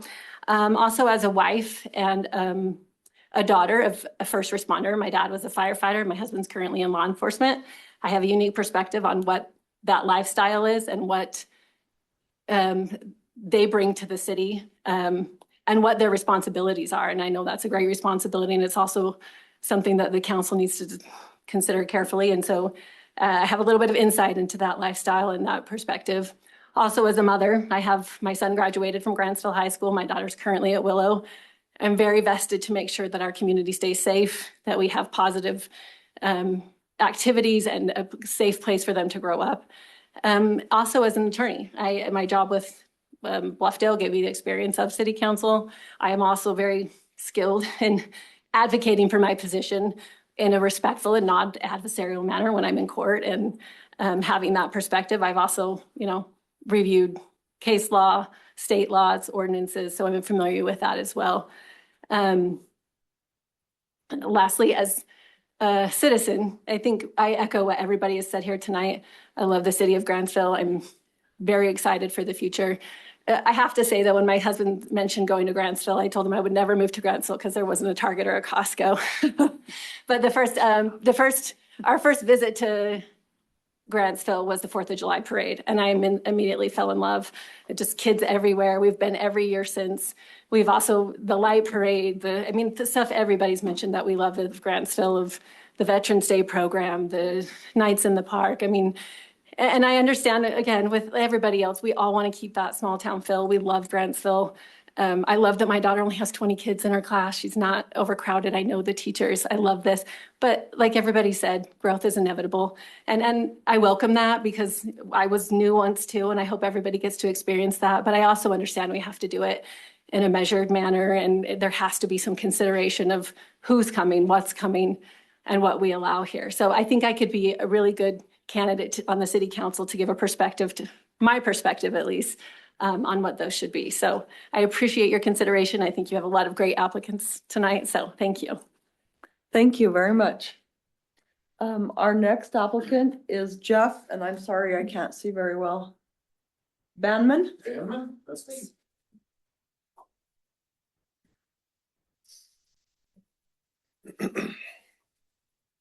Mayor and City Council, thank you for the opportunity and for considering me for the open position. My name is Jeff Banman. I live over in Carriage Crossing and moved out here. My parents needed a little bit extra help, and so they live in my basement. We take care of them. And so my wife and I have been married for 24 years now, and we have 4 kids who are in Grantsville High School or just graduated. Thank God, go Cowboys. It's been an interesting journey in high school. It's a lot of time and running around in lots of different directions. My wife is Wendy. She has a catering company in Salt Lake City. And so we run that. And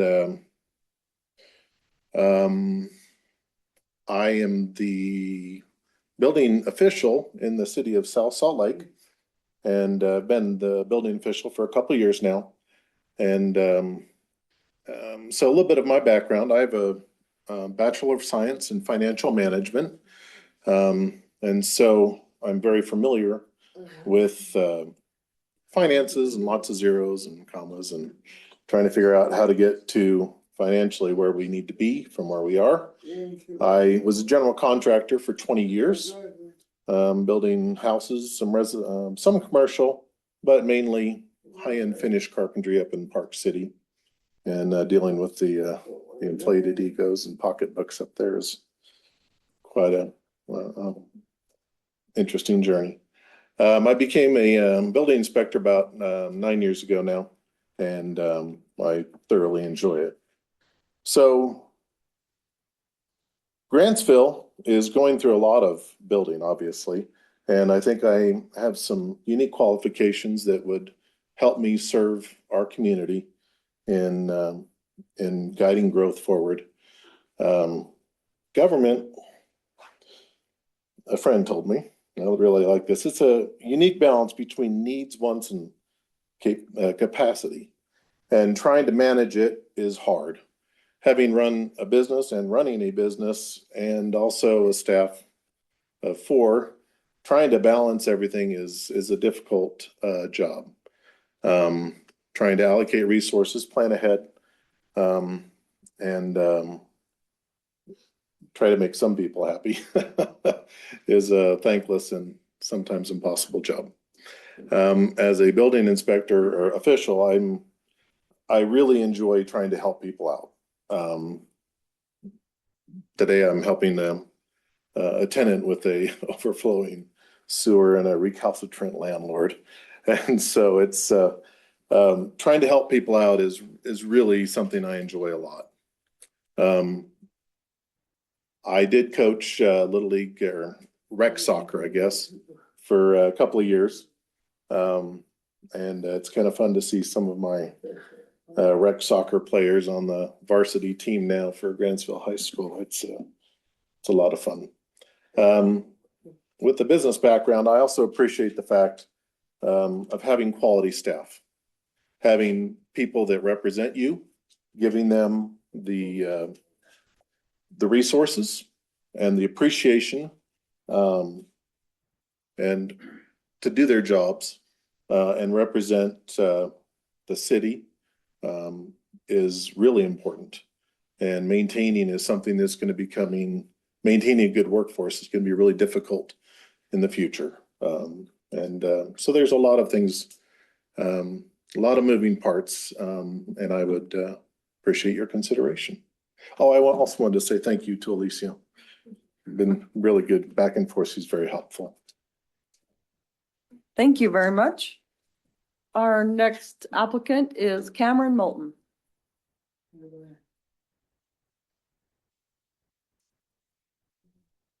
Good evening, Mayor and council members and citizens of Grantsville that are in this room, and I don't know how many are on Zoom, but whoever's out there. So good evening.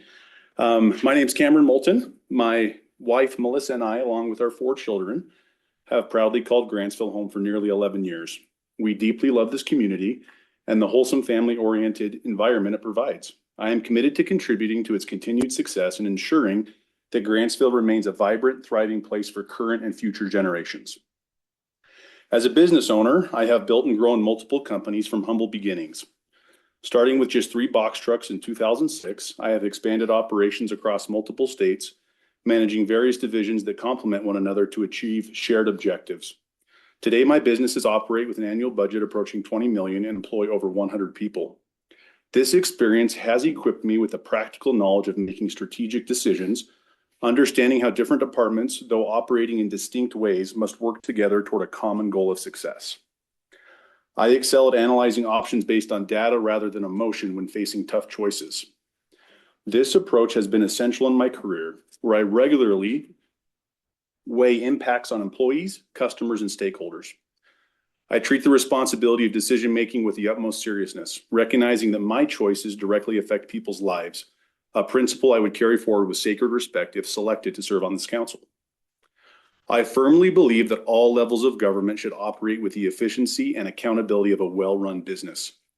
Citizens should be viewed as valued investors in their community, deserving transparency, fiscal responsibility, and thoughtful stewardship of resources. Rather than creating new regulations for every emerging situation, we should prioritize utilizing and refining existing regulations through adjustment and reallocation of resources where appropriate. This mindset promotes stability, reduces unnecessary bureaucracy, and focuses effort on what truly benefits the community.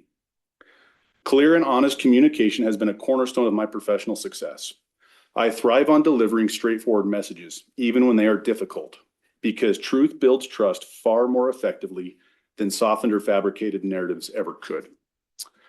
I'm committed to open dialogue with residents, fellow council members, and city staff to ensure decisions are well-informed and collaboratively made.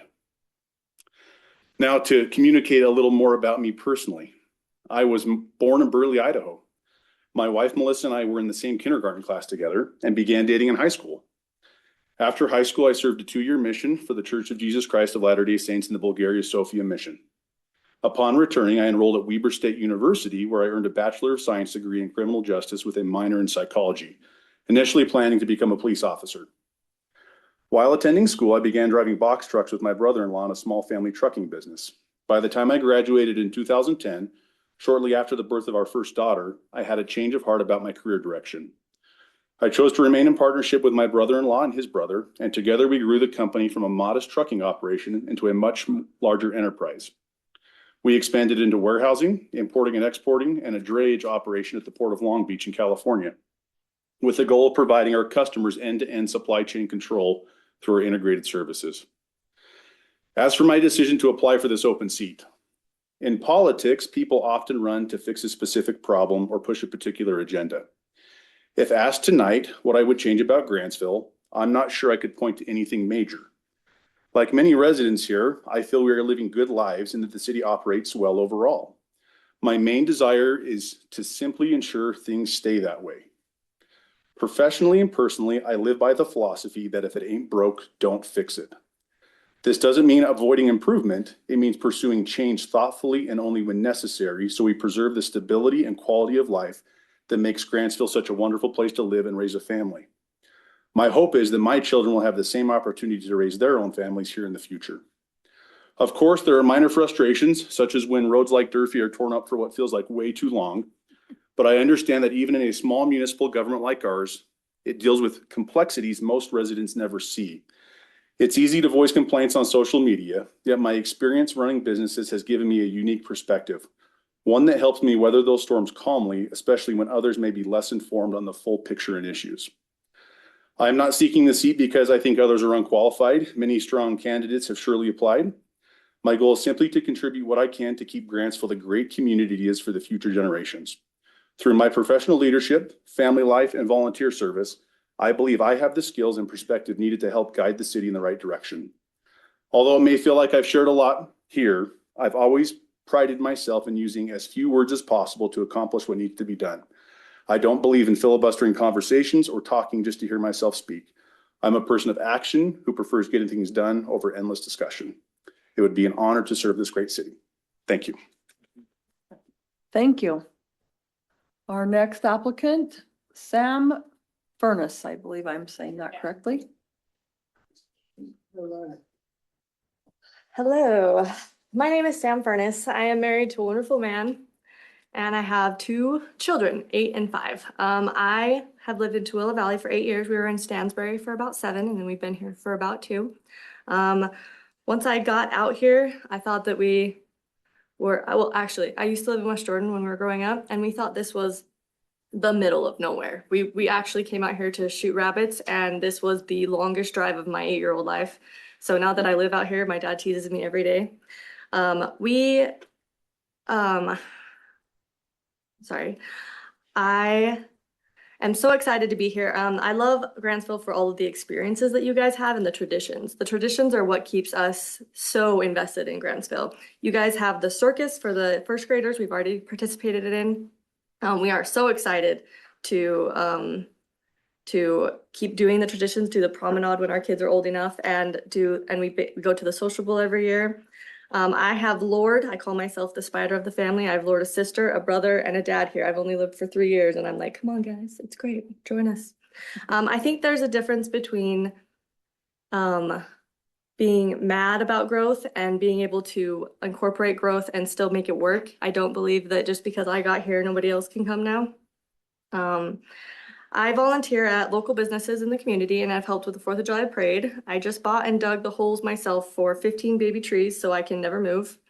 I am invested in the city. I need you guys to be really good city council members so that I don't ever have to move. My goal is I can't take the trees with me, so they need to stay and we need to stay as well.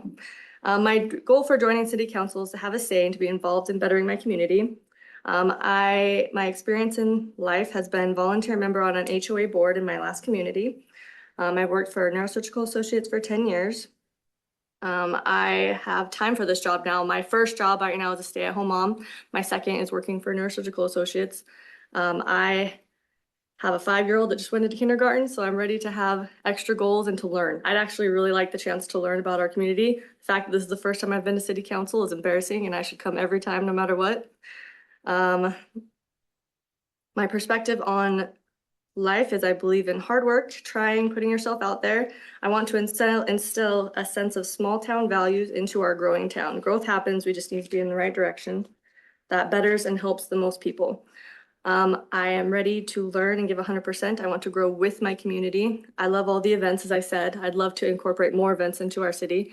Daddy-daughter dances, stuff like that, Valentine's dances. I'm not sure what kind of growth that can happen that way, but I would love that kind of stuff. The other qualifications I have, I run the 4-H after-school program at American Forks Junior High, volunteer at schools and at the food bank, and I think that's it. Thank you guys for listening. Have a great day. Thank you. And welcome to City Council. It's so exciting. I'm sure you'll want to. Our next applicant, Charles Sipes.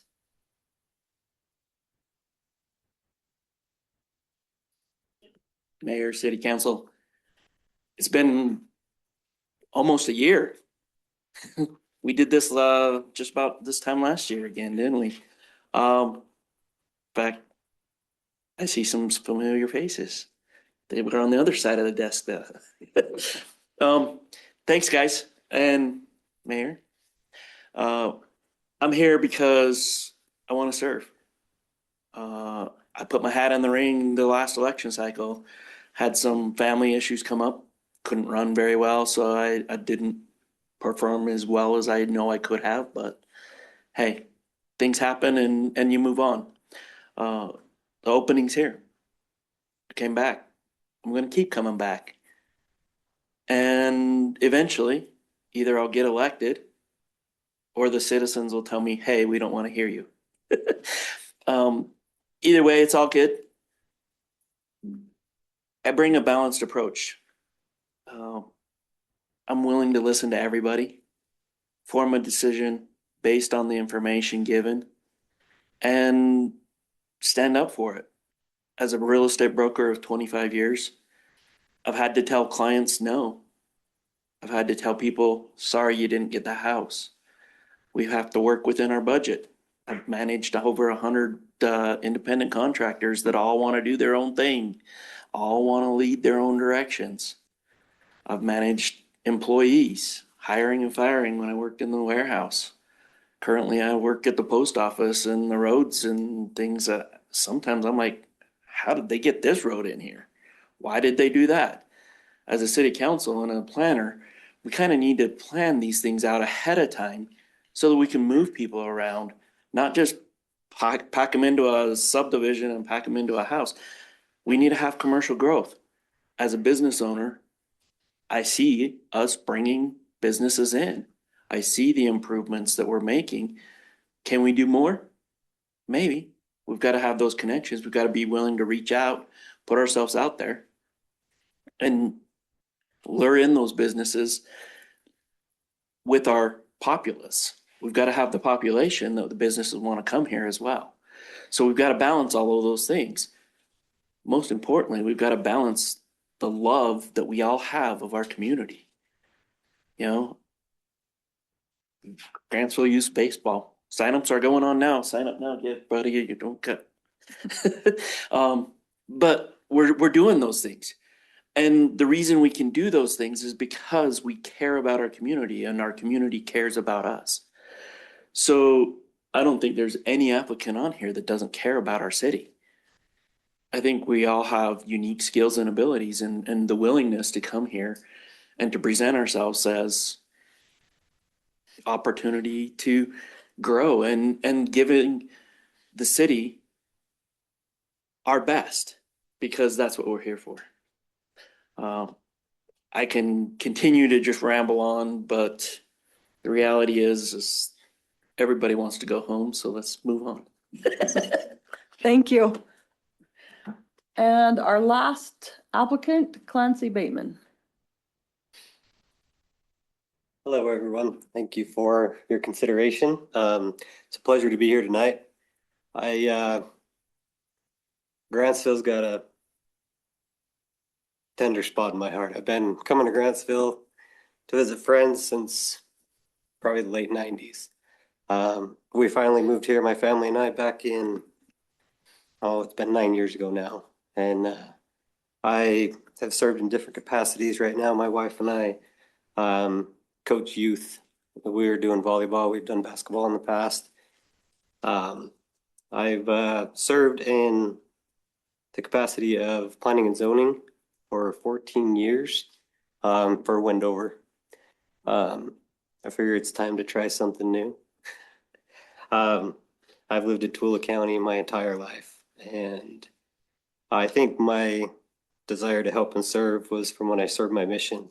And I went to Washington, D.C., and I think that's what started my thoughts on, hey, we can make a difference if we just put it out there and give it a try. So I agree with everyone here tonight. I love Grantsville City. I want to see it continue to be what it is and to see what we can bring it to become great. Because it already is great. I want to be able to add to that greatness and be able to move forward in the future. But in reality, I just love the city, and I want to be able to help have a say and overcome it, any obstacles that we have. I know that there are some issues within the city. I've witnessed some firsthand. And I think that the current city council does a great job in overcoming some of those things and needs that the citizens have and that they get brought up. But I just want to say thank you, and I appreciate it. And thanks for all that you guys do. Thank you.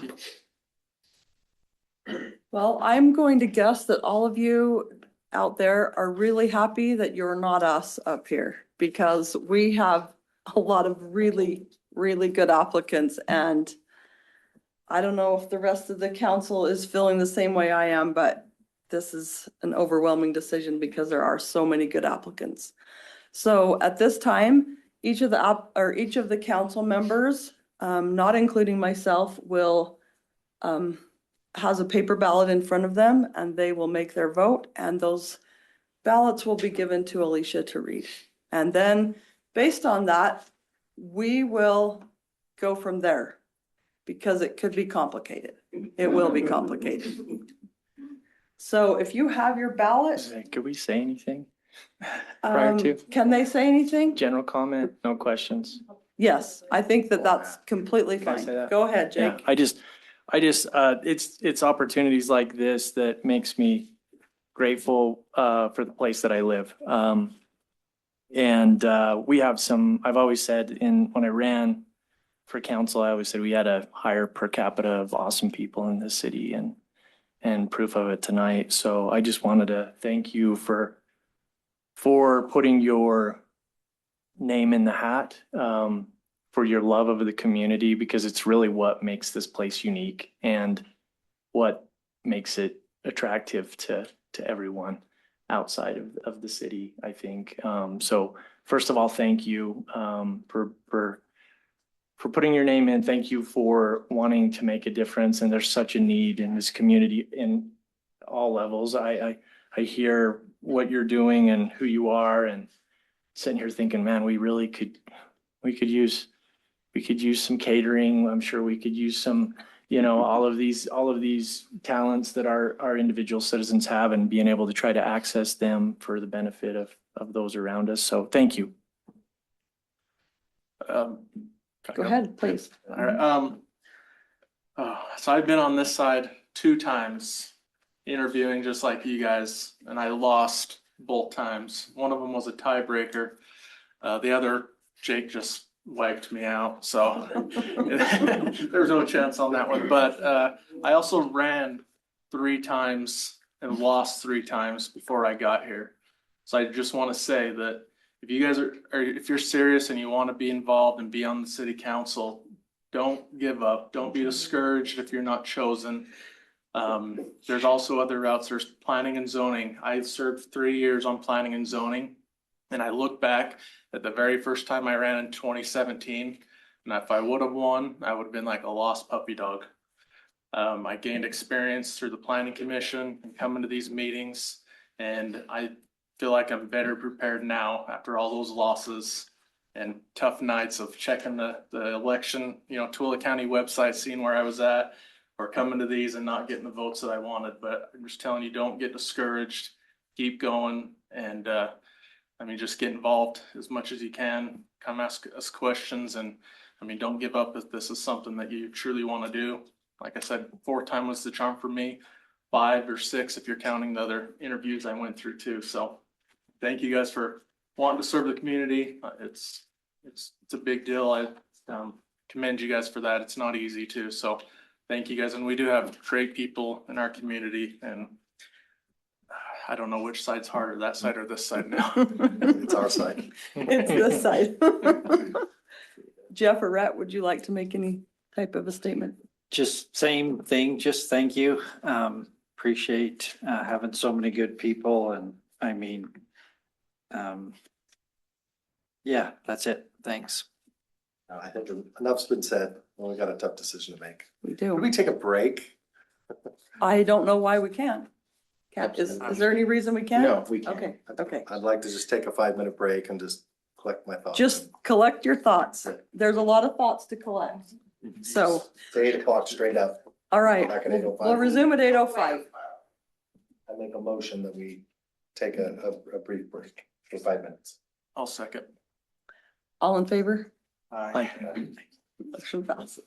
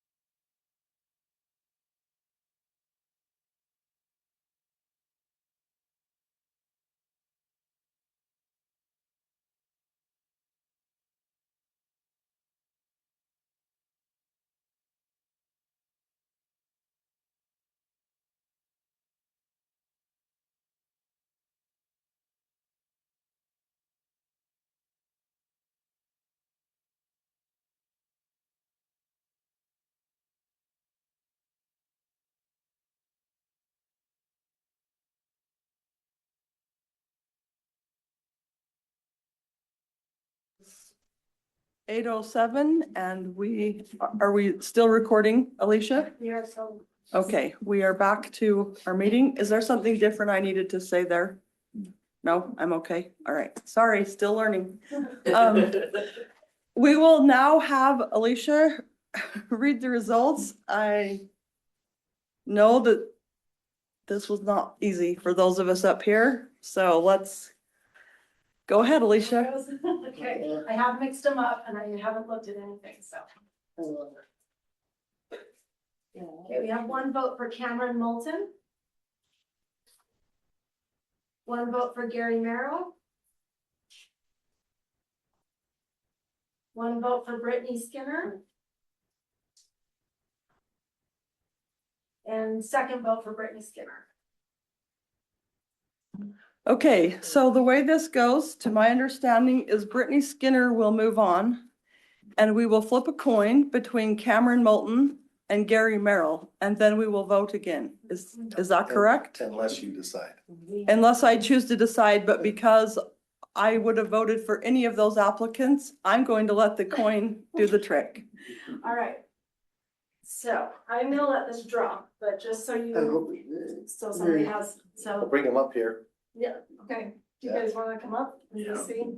Gary. So I'm gonna count this side as heads with the eagle Okay. and that side as tails, okay, with the badge. Okay, heads with the eagle, tails with the badge. I'm just gonna let it drop. Well, we got the Well, same. who's what? Yeah, so. Tails decide. or fails, I'll take tails. Tails, okay, ready? And it's the heads. Congratulations.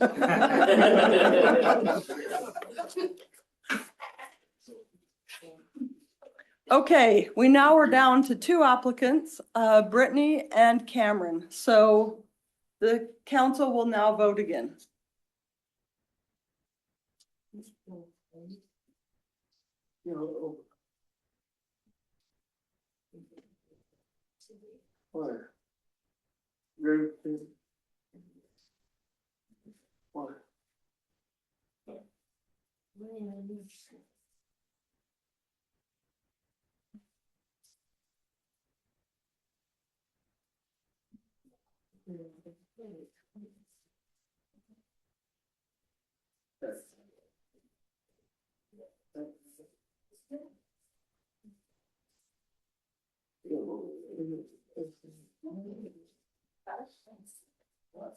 Mixing them up again. All right. Okay, we have one vote for Brittany. Two votes for Brittany. Three votes for Brittany. And one vote for Cameron. Okay, Brittany, you are our newest city council member. Thank you to all of you applicants, and so many of you gave examples of things that that you would be willing to serve, like places where you could be helpful to our community. And I encourage you to please reach out to the council or to myself and offer your volunteerism of ways that you might be willing to help, because I think we can all agree that people volunteering to make all the things happen that happen in Grantsville are because of volunteers. So please reach out if there's a way that you feel that you can benefit our community. At this time, we'll have Brittany come forward and she will be sworn in to the city council.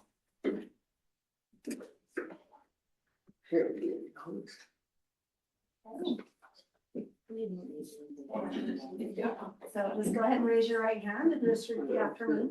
I state your name. I, Brittany Skinner, Having been elected to the office of city council member, having been elected to the member of city council member, do solemnly swear do solemnly swear that I will support, obey, and defend that I will support, obey, and defend the Constitution of the United States the Constitution of the United States and the Constitution of the state of Utah, and the Constitution of the state of Utah, and that I will discharge the duties and I will discharge the duties of my office of my office with fidelity. with fidelity. Congratulations. Thank you. Thank you.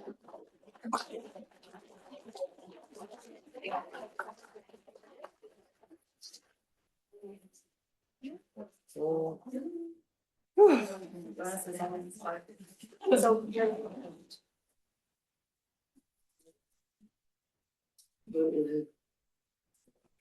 City council.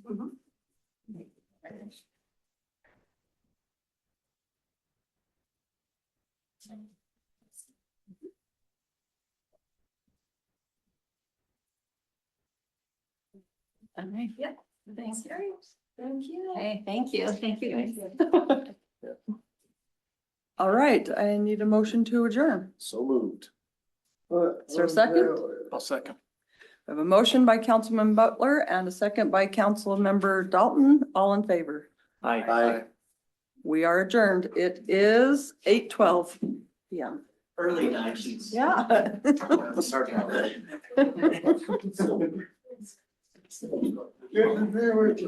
We'll see you, Dustin.